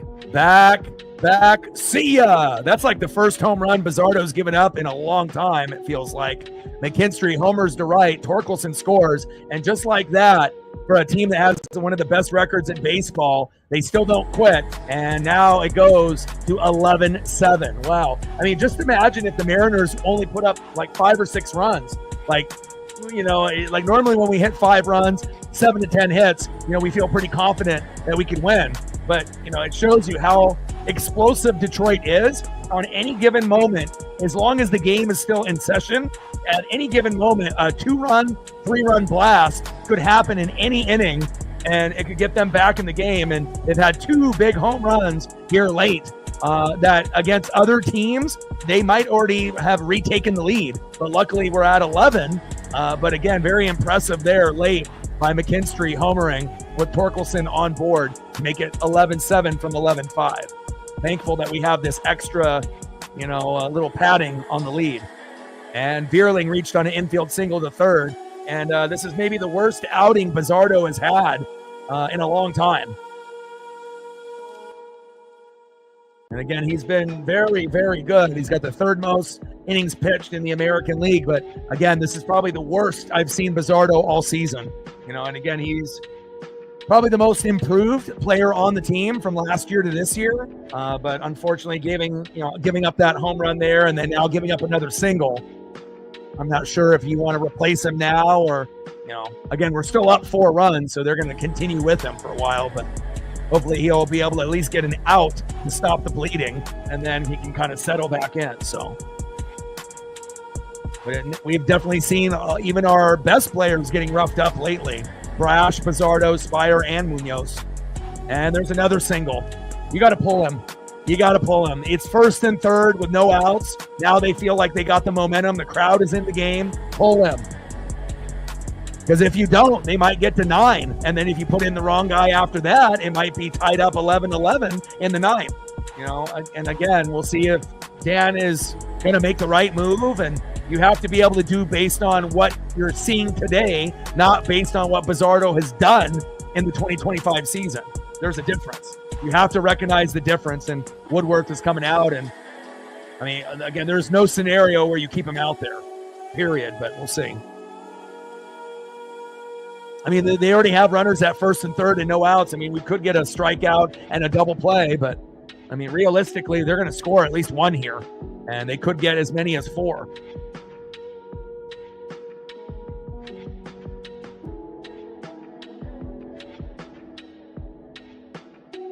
And hopefully this will be the last time that we see Bizzardo struggle like this in a long time. But every single one of our elite guys, Brash, Bizzardo, Spire, Munoz, have been getting rocked lately. But luckily the bats have been able to be incredibly impressive. They'll be able to give us this little cushion, but hopefully it'll be enough. 0-1 pitch, fouled off. No balls and 2 strikes to Jake Rogers. Got to get this first fucking out. And we either need a strikeout and a double play or a double play right up the middle to JP to give us a little bit of momentum. I mean, even if they get the double play and they score a run off the guy at 3rd, 11-8 with 2 outs ain't bad. Bottom of the 8th with runners at first and third. 0-2 pitch and struck him out looking. There we go, Edward. Finally getting his first out. Jeez.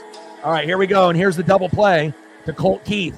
He can hit a slow dribbler right up to JP, throw to first, and we get out of the inning. Great pitch there by Bizzardo, finally getting that first out. First pitch, low and away to Colt Keith. 1-0 count.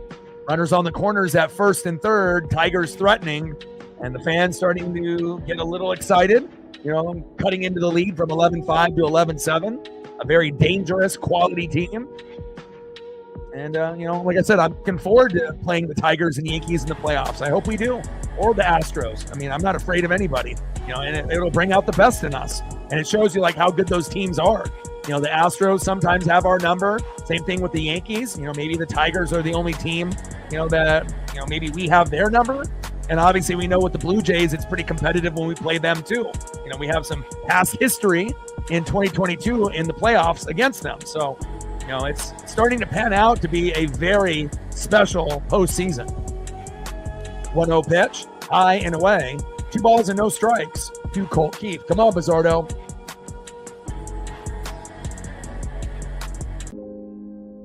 2-0 pitch, high and away. 3-0 count. Stolen bag by Trey Sweeney. Uh-oh. And that is ball 4. Holy cow. Bases loaded. Uh-oh. Uh-oh. And we've already seen them with one swing, you know, cut into the lead with a big homer and then cutting into the lead with another big homer. You know, if we're not careful here, you know, this could turn into an 11-11 tie sooner than later. Next up is Gleyber Torres, and we probably have to be happy it's not Riley Green. Because if Riley Green was up, I would be nervous.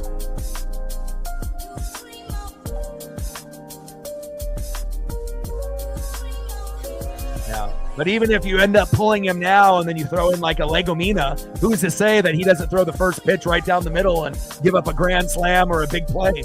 You know, RBI double. I mean, anybody that you bring in, I mean, hell, you're not putting him in a good situation. Fucking hey, dude, bases loaded with 1 out. I mean, that's not a good situation to come into the game to for anybody, whether you're an ace or whether you're dog shit. But hopefully we get the right individual coming in here. And I believe it'll be Matt Brash. And it'll be a way for him to be able to make up for yesterday. All right, here we go. Bizzardo's out, Brash is in. And normally Bizzardo is money. That's like literally the first start that I think that he's imploded, you know, in a long, long time. I mean, he's already overtaken Gabe Spire as the number 2, you know, and again, we've seen fuck-ups by Brash, Bizzardo, Spire, and Munoz recently, but hopefully they'll get past it. Thank God we scored so many runs today and yesterday.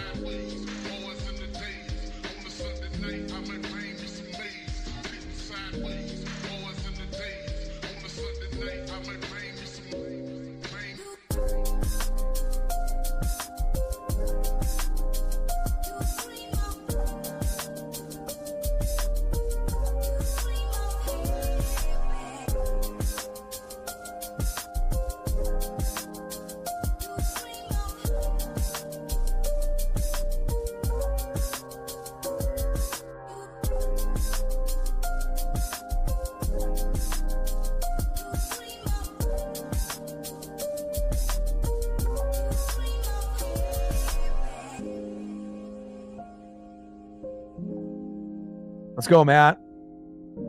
Gleyber Torres having himself a good game. 3 for 4 with a run and a K. But hopefully we can get, you know, a couple of cheap grounders, pop-ups, strikeouts, or, you know, a double play here.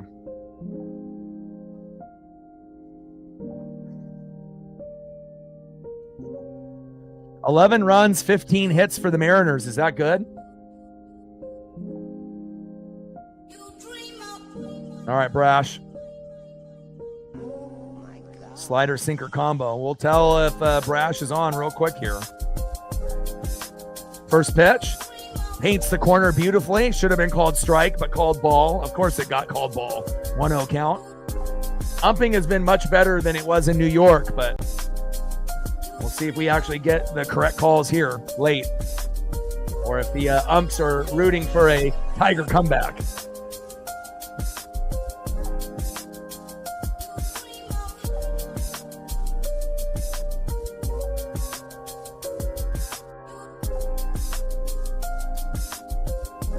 Bottom of the 8th, bases loaded. MLB Network. 1-0 pitch and lined out to second. There we go. 2 away.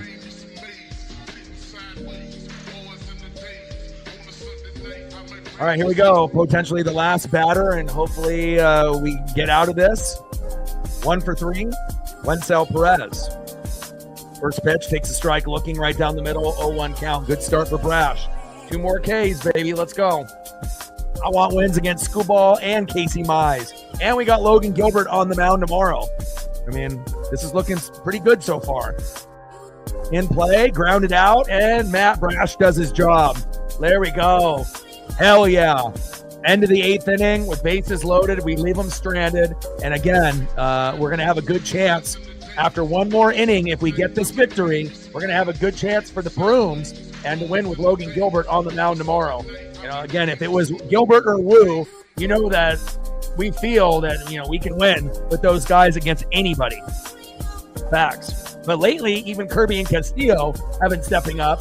You know, and obviously we know Logan Evans is better at home than on the road, and we'll be getting Bryce Miller back in a couple weeks, and we'll evaluate him and see if he is ready to come back and if he can provide anything for us depth-wise in the rotation. All right, let's go to the top of the 9th, and let's see if we can get one more run.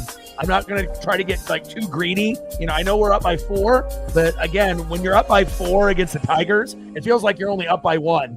You know, and it might be one of the only teams that you can say that besides the Astros, the Yankees, the Dodgers, the Giants, you know, the Padres, where it's like you can have a big lead, but, you know, you can also have a meltdown, you know, with your staff, and they can also get hot at the right time. But, you know, I think we avoided disaster there, you know, in the 8th, and hopefully the 9th will be much better to us. Let's go.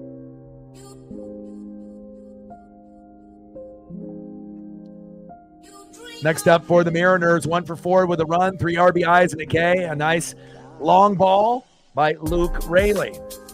Batting second in the 7-hole, Dominic Canzone. And batting third baseman, Big Ben Williamson. Let's go, baby. Top of the 9th, 11-7 Mariners. Very entertaining last 2 days. Much better than that sweep that we had on, you know, from the Yankees. And again, it just would be so ironic, you know, and so Seattle Mariners if we ended up getting swept by the Yankees and then we end up sweeping the best team, you know, in baseball, arguably, in the Detroit Tigers. But that's how we roll, you know. There's going to be times where, you know, we don't play well. There's going to be times that we get screwed over, as we gained another sub. A couple more. Now we only need 21. We've gained 10 plus subs in this stream alone. 21 subs to go. And we needed like 34 to start, you know, the matchup. So we're definitely getting in the going in the right direction here. Appreciate you guys. Top of the 9th, 11-7 Seattle, and tomorrow's game is going to be early as well, 10:40 Pacific, as long as we don't have a rain delay. Logan Gilbert on the bump.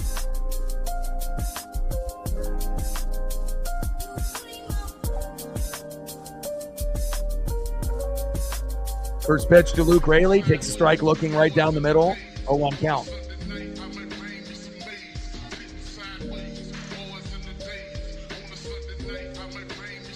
Oh, 1 pitch, low and at the knees with the changeup. 1 ball and 1 strike to Luke Raley.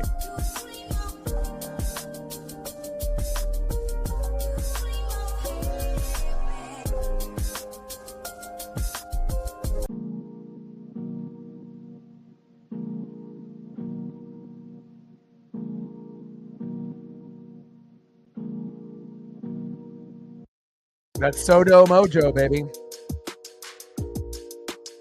We had that magic in the late 90s and the early 2000s, and you just never know what you're going to get with Seattle. 1-1 pitch in play. And that's a nice single right there, baby. Nice job by Luke Rayleigh. Here we go. Nice job, Luke. And you know he's always going to hustle, baby. Next up is Dominic Canzone. Let's go. Let's see if we can get to 12. I don't even need to get like super greedy and say 13, 14. I just want one more run just in case, you know, some crazy shit happens that we have just a little bit more insurance. First pitch, low and away, 1-0 count. But with a runner at first and no outs, if we can get Canzone on a board, you know, it should be almost not 100% guarantee, but a close guarantee that we could get at least one more. Still got to avoid the double play and some bad swings for strikeouts, but we'll see. 1-1 pitch, fouled off, low and in the zone. 1 ball and 2 strikes to Dominic Canzone. Like, sub, donate, comment, share. If you haven't smashed that like button yet, please do. Help us get to 75 likes before the stream ends. It looks like we're 2 away from 70. We only need 7 people in the room that haven't hit the like button yet, and then we can hit the goal for the stream. It'd be greatly appreciated. And we're 63 to go on our dono goal. 1-1 pitch, fouled off.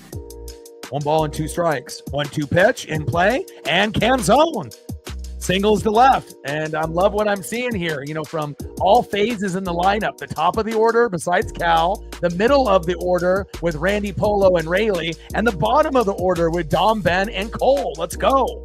Next up is Ben Williamson. Let's see if we can get 3 more hits in a row with Ben, Cole, and JP. And if we can get that, we might actually get back to Cal Raleigh, and he might actually be able to do the unthinkable and hit that late home run, depending on how long we can go with no outs. That'd be like the craziest shit ever. Cal ends up hitting like a 3-run blast or a grand salami for home run number 39, and then everyone will be credited with at least something in the game. And they got Dylan Moore running for Canzone. Hopefully that works. First pitch, Ben Williamson takes a strike looking, 0-1 count. Let's go, Big Ben. Man, we are hot today. One of the best games of the year as far as hitting wise. Yeah, Dom is definitely, seems like he's getting better at every at-bat that he gets. 0-1 pitch, fouled off right down the middle. No balls and 2 strikes to Ben Williamson. Top of the 9th, global broadcast on MLB Network. 11-7 Mariner lead. 0-2 pitch, low and at the hips. 1 ball and 2 strikes to Ben Williamson. Let's go, baby.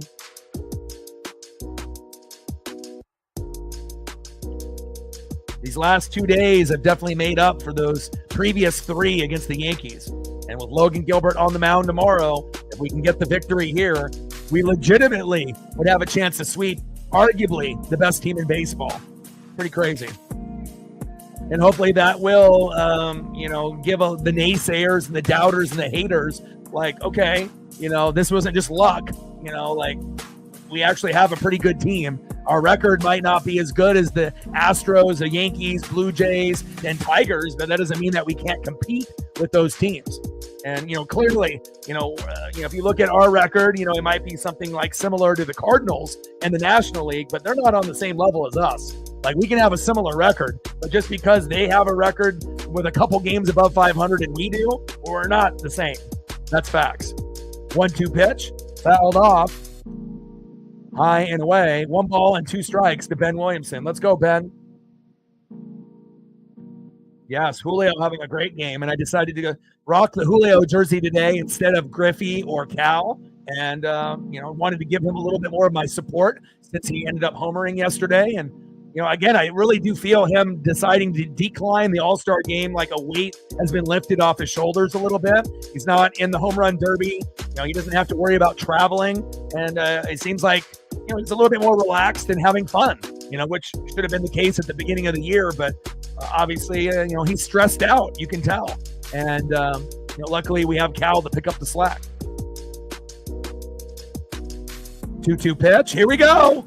You ask and you shall receive. Williamson singles to left. I want 12 and I get 12. And we might actually get to 15 if we keep going at this pace. Let's go. Hell yeah.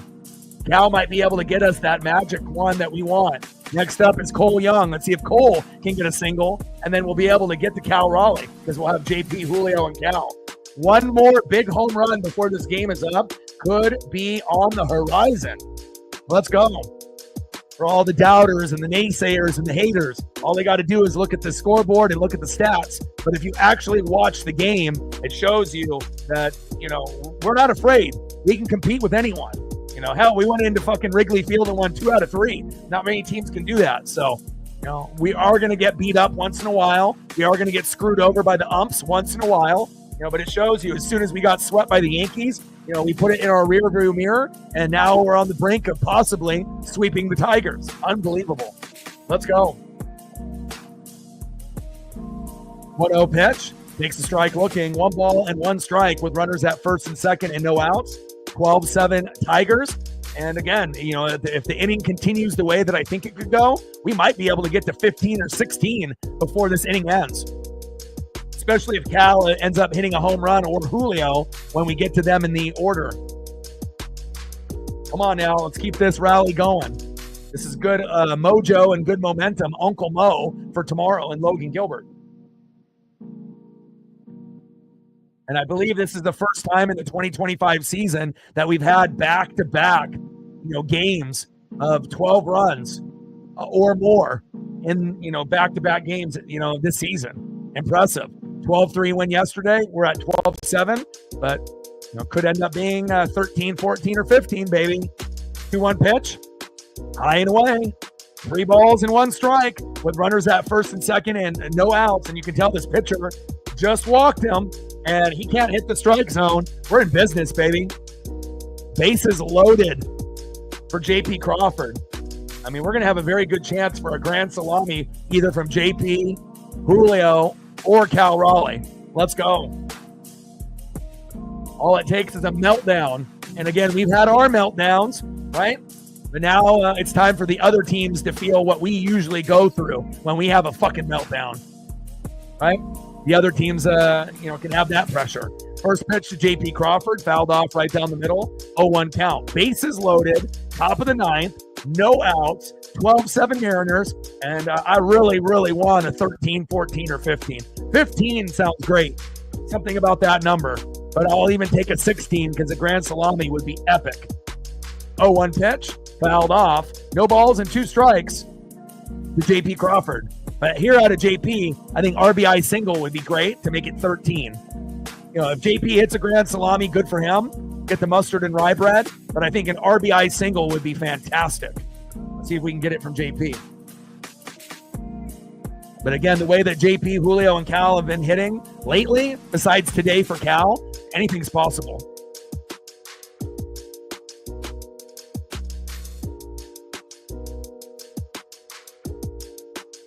And we gained a couple more subs. Now we're at close to 15 now. 19 to go to 21,000. I think we needed 34, when the stream started. So thank you so much. 20,981. 0-2 pitch violation. 1 ball and 2 strikes to JP Crawford. Come on, JP. Come on, Julio. Come on, Cal. But really, the guy that I want to be able to get a hit is Cal because he's the only guy on the team that doesn't have a hit. And even if it's just a single, just to be able to look at the scoreboard and the stat sheet and see everyone with a 1 next to their name for hit, at least 1 would be awesome. And there it is. Look at that. There we go. JP Crawford. Go, go, go. Bang. You want 15? You get 15. JP, JP, JP.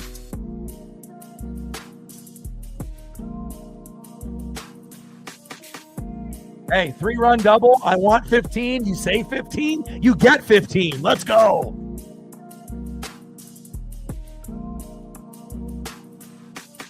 Let's go, baby. Again, Yankees series fucking sucked. This, we're on cloud 9. And we got Logan Gilbert on the mound tomorrow. Let's go. 15-7 with no outs. Hell, we might get to 17 or 18. You got Julio Rodriguez and Cal up.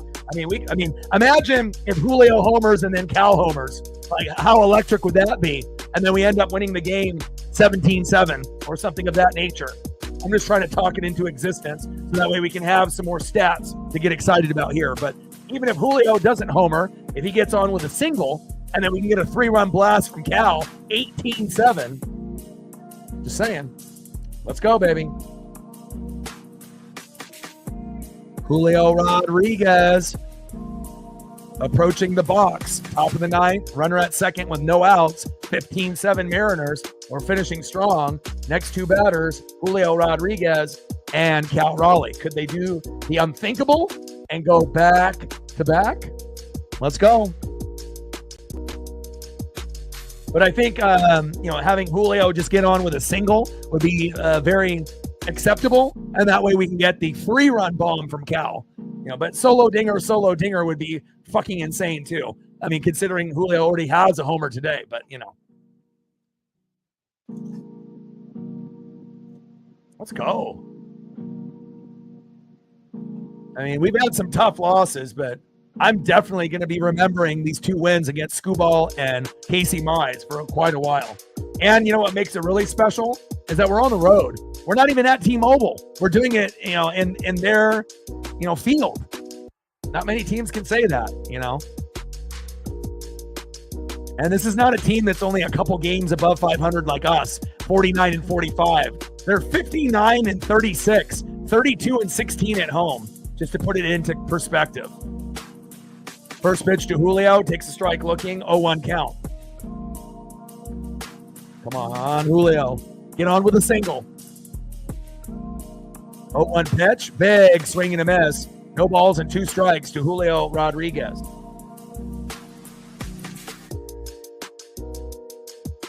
Come on, J-Rod. 15-7 Mariners. First time that we put up 12 runs or more in back-to-back games all year.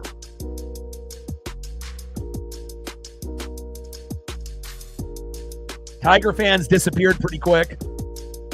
It's like, you get the fan bases that come in and love to talk shit when we're losing, but, you got to be able to stay in here when we're winning too. 0-2 pitch, low and at the knees. 1 ball and 2 strikes to Julio Rodriguez. 1-2 pitch, fouled off right down the middle with the knuckle curve by Hernandez. 1 ball and 2 strikes with a runner at second and no outs. Give me a single by Julio and give me a 3-run blast by Cal. Let's go. And Julio strikes out swinging. Couldn't get Julio with another hit, but he's done fantastic today. Definitely has been in big improvement in the last 2 days since he gave up his all-star spot to Randy Arozarena. We love it. All right, here we go. 2-run blast to make it 17-7 to get a hit. Cal Raleigh. Let's go. Let's go, Big Dumper. But we'll take a single or a double as well just to get you on the stat sheet. But home run number 39 would be epic. Then you would only need to get 1 more tomorrow. But Cal could always hit 2 tomorrow. We've seen them do that quite a few times, 8 times so far. He'll probably end up doing it 11, 12, 13 times before the season ends. 1-0 pitch, takes a strike looking outside of the zone. Should have been called ball, but called strike. 1 ball and 1 strike to Big Dumper Cal Raleigh. And the umps have been much better. There has been a few pitches that were balls called strike or strike called balls for both teams, but clearly not as bad as the New York series. 1-1 pitch, fouled off, high and inside. 1 ball and 2 strikes with a runner at second and 1 out to Cal Raleigh. Come on, Cal. Single, double, triple, home run. I don't care what it is. Home run, obviously, best case scenario, so that way you get home run number 39. But, I mean, right now, I just want him to get on the stat sheet. There's not many games the Mariners have had everyone in the lineup get a hit. When we were on our 9 consecutive series win streak, I mean, I think we've had it happen a couple times, but it's rare. 1 ball and 2 strikes with a runner at second and 1 out, especially if the game goes into extras, then you have extra time to be able to get your hits. But if we're going to have just 9-inning regulation, type of matchup, it's not often you get all 9 guys with a hit in any team in any game. Facts. 1-2 pitch, low and at the knees. 2 balls and 2 strikes to Big Dumper Cal Raleigh. He was the Seminole Thumper, but now he's the Big Dumper. Let's go, Cal.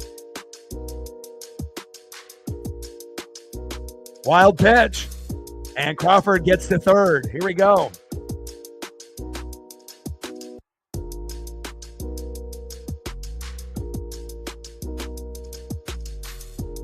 Come on, Cal.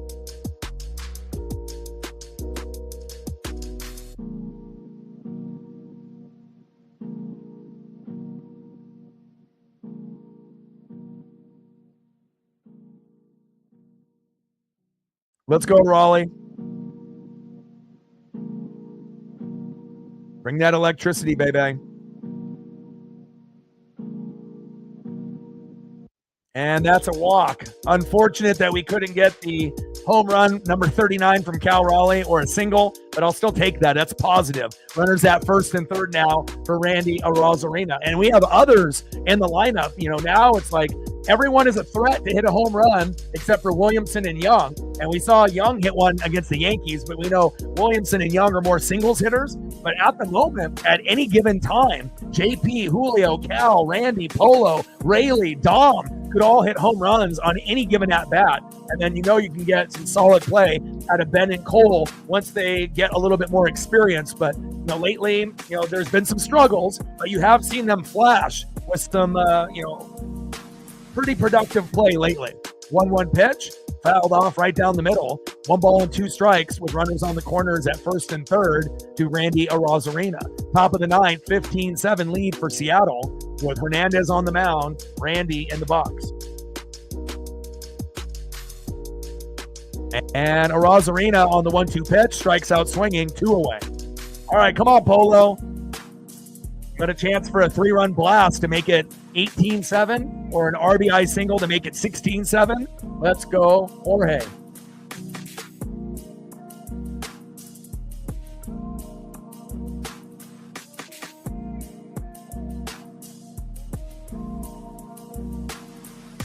Let's go, Polo. RBI single. Let's go. Like, sub, donate, comment, share. If you haven't smashed that like button yet, please do. Help us get to 100 likes before the stream ends. And shout out to all the new subs. We've almost gained 20 just today. 0-1 pitch. Low and away with the splitter by Hernandez. 1 ball and 1 strike to Jorge Polanco. Man, these last 2 games have been 2 of the most enjoyable. You know, 2 of the top 5 all year. Especially when you're playing a team that's got a record as good as Detroit. 1-1 pitch. Low and away. 2 balls and 1 strike to Jorge Polanco. 59-36. Holy cow. 23 games above 500. I can't wait for the day the Mariners are 23 games above 500. I mean, it might take us like 5 years to get to that point to have the right combination of young and old guys, you know, rookies and vets. But, I mean, I can't wait to look up in the standings and see us 20 games above 500 one day. And you know you will. It's going to happen at some point in the next 20 years. Hopefully sooner than later. 2-1 pitch. Big swing and a miss. Low and away. 2 balls and 2 strikes with runners at first and third with 2 outs. 15-7 lead for Seattle. 2-2 pitch. Oh, baby. In play. Oh, light out. I was really hoping for a little bit more magic there, but hell, 15 is incredible. All right, let's go to the bottom of the ninth. And no matter what type of epic meltdown we have, this should still be a victory for us. And again, let's see who we have up next. Ooh, it's going to be tough. Green, Torkelson, and McKinstry. So it is possible for them to get to 8, 9, or 10, you know, but hopefully we can keep it at a 15-7 victory.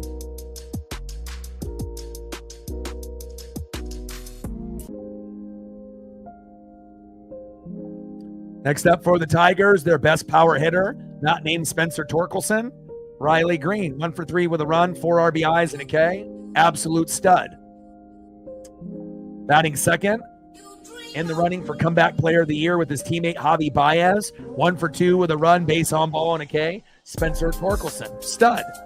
And batting third, 1 for 3 with a run, 2 RBIs and a base on ball. In the 6th hole, third baseman Zach McKinstry. Trident's up. Let's go M's. Oh, wow. They're bringing in the sauce. You know, they were thinking about bringing him in earlier when we had the lead, but then you had the big home run, right? And then they said, oh, nope, we're not doing that. But now they're going to bring in Sauce, who we called up temporarily for Vargas because he's on paternity leave. I'm not sure if he's having a boy or a girl, but congratulations to him becoming a new father, or obviously already being a father and having another child in the family. Obviously, we know we have a love-hate relationship with some guys in the pen. And again, it hasn't really been the greatest, run for Vargas lately, but, hopefully he'll be better than he was when he was playing for us before he ended up going on paternity leave. Bottom of the ninth, 15-7, Mariners. Brash already played.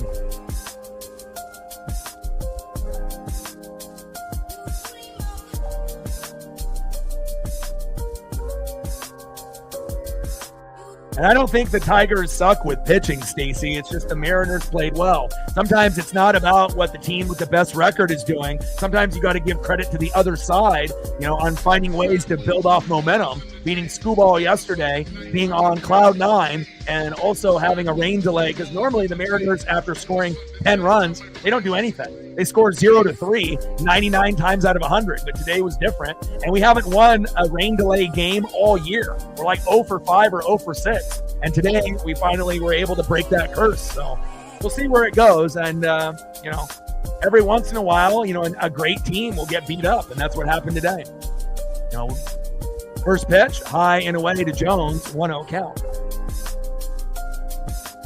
1-0 pitch, fouled off, 1 ball and 1 strike from Taylor Saucedo to Jones. Scary to see Sauce in the game here, but hopefully he'll be better than when we last saw him at the beginning of the year. 1-1 pitch, low and at the knees, 2 balls and 1 strike from Sauce to Jones. And again, it's always easy to be able to criticize or talk about a particular team, but sometimes you got to give credit to the opposing team, and that's the reason why things happened. There we go, popped up and flied out, 1 away. Down goes Riley Green, a very dangerous hitter. Next up is Spencer Torkelson. Because you got to think, the Tigers are one of the only teams in MLB that have 2 pitchers that have 9 wins or more. And again, they beat everyone. But who's got their number? Seattle. For whatever reason, we play against this team very well. And we're one of the only teams that can beat Skubal. But if you look at our record against really good pitchers this year, we're one of the best in MLB. So, Mize has 9 wins. Skubal had, 10. So, again, normally when they play anybody but Seattle, they dominate. But for whatever reason, Seattle in the last 2 days have figured them out, so to speak. 0-1 pitch. Big swing and a miss by Torkelson right down the middle. No balls and 2 strikes from Sauce to Torque. 0-2 pitch, and unbelievable Sauce with a strikeout. Things are going good when Sauce is dominating. Next up is Parker Meadows.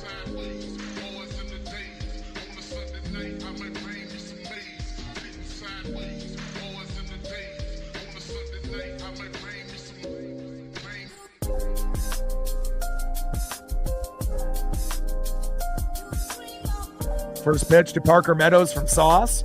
Low and away. 1-0 count. On the bright side of bringing a guy like Sauce up temporarily, it gives us a second guy in the pen that's a lefty. So as far as matchups, instead of just having Gabe Spire. But again, Sauce is only going to be valuable if he ends up, pitching clean and not giving up home runs and a lot of ribbies like he used to. 1-0 pitch, in play, grounds out to the shortstop, and there you go, Sauce, playing fucking fantastic. And again, things are going on a very special level. When Sauce hasn't played for the Mariners in months, comes into a game and retires the side. Nice fucking job. Final score, Seattle Mariners 15, Detroit Tigers 7, Skubal, Mize, who? And we got Logan Gilbert on the mound tomorrow, and we're looking for the sweep. Let's go. Let's fucking go.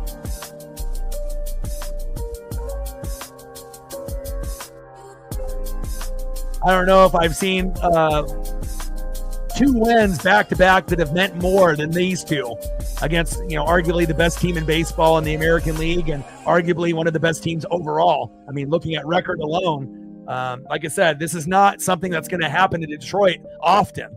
We're talking once in a blue moon. And luckily the Mariners, we were on fire, balling. But again, think about this. If anyone was deserving of something like this, it's us. We got screwed in that Yankee series, and the sports gods are making up for it. Facts.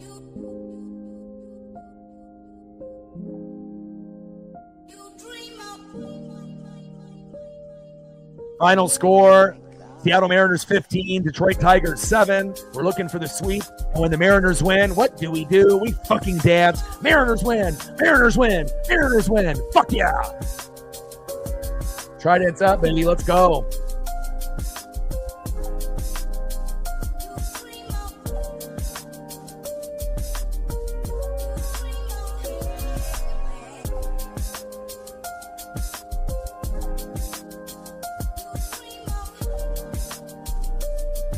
Let's go, baby.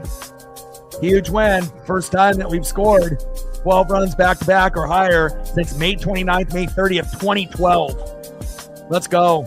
Seattle Lumber Company, baby.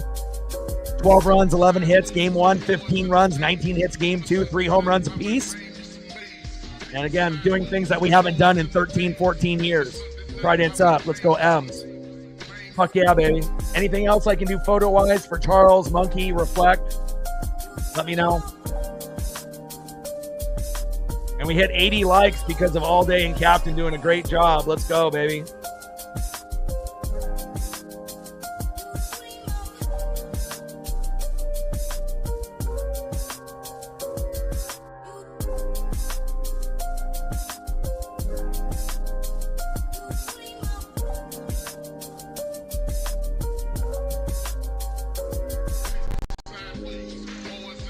Yes. Let's go, baby. Fantastic. You know, and it's the first time, Matt in the building, what's good? It's the first time that we've actually won on a rain delay. You know, and again, it's like we don't have a very good record in the last couple of years on rain delays. And, you know, we haven't even won a game with a rain delay this year. We were like 0 for 5. So it's nice to be able to finally, you know, do something that we weren't able to do. You know, it's find a way to win on a rain delay, and let alone that on the road. Let alone that going against a pitcher that's got 9 wins and a very low ERA, Casey Mize. On top of that, beating Scooball, the best pitcher in the game, and beating him twice at home and on the road. No other team is going to do that this year. So rain delay, no problem, baby. Yes, let me get you some Sean Kemp. The Rain Man.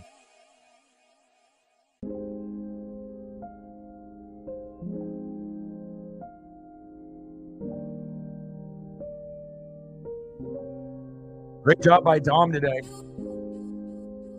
Great job by everyone today. And tomorrow's game is going to be on early, 10:40 Pacific. And hopefully we don't have any thunderstorms or lightning, and we can get on at the right time. And can't wait for tomorrow. Logan Gilbert on the mound. Let's go, baby.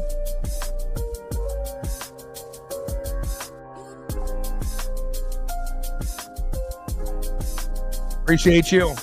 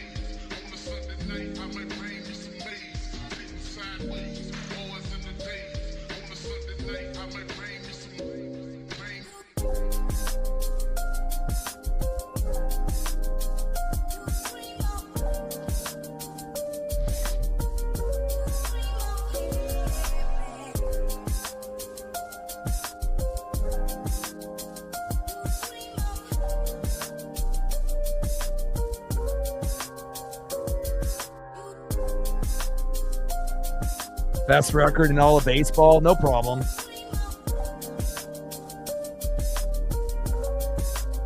Appreciate you. And I'm happy that you're a part of this channel now. You know, it's all about trying to find, you know, the right people, you know, to be able to enjoy, you know, the process, you know, while we watch, you know, our teams do what they do best and try to win games. So.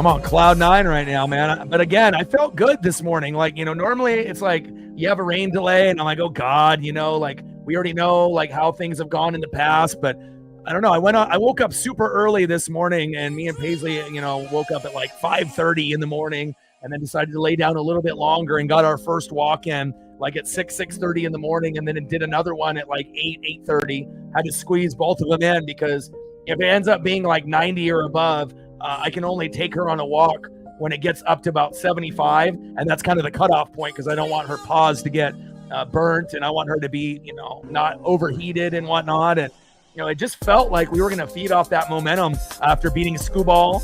But did I, think that we were going to hit fucking 15 today? Hell no. It was a pleasant surprise, but definitely feels good to be able to beat the best team in baseball record-wise, 59-36, and scoring 27, in back-to-back games combined. And it's the first time that we've been able to put numbers up this big since 2012. So it's not something that you do every day. And we would be cool scoring 27 in 2 games against the White Sox or the Marlins or like the Angels. But to score 27 on the road against the best team in baseball record-wise, that really is a fucking statement. So anything else that I can pull up? And obviously Randy on the thumb is good luck. We'll definitely be putting Randy on the thumb in the future as well. So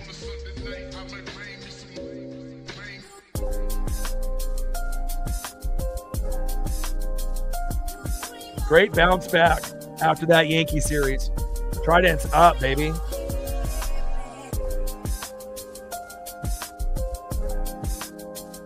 And shout out to all the people that subbed to the channel. Almost 20 people today. And now we only need 17. I think we needed 34 when the stream started. Now we only need 17. So we cut it literally in half. We might be able to hit 21,000 tomorrow, or the next day. We'll have a very good chance.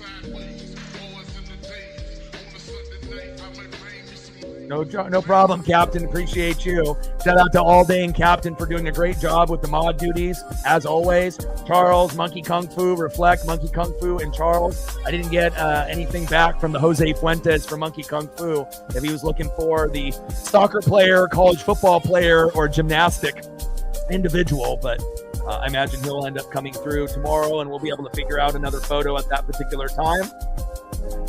Final score, Seattle Mariners 15, Detroit Tigers 7. We win the series. And again, we're going to be live tomorrow early at 10:40 a.m. Pacific with Logan Gilbert on the mound. And again, I already have a sneak peek with that. Let's see if I can pull it up here. Because usually I try to make them in advance. We got new images for Logan and Spencer Torkelson. Can't wait for tomorrow, baby. 10:40 a.m. Randy's our good luck charm, as well as Julio and everyone else. I love you guys, and I appreciate you guys very, very much. And I got one question for you. Who talk sports like us? Your boy Ryan, Northwest Sports Fanatics. Final score, Mariners 15, Tigers 7. Live tomorrow at 10:40 a.m. Pacific. Enjoy the rest of your weekend and your Saturday. Trident's up. Go Mariners.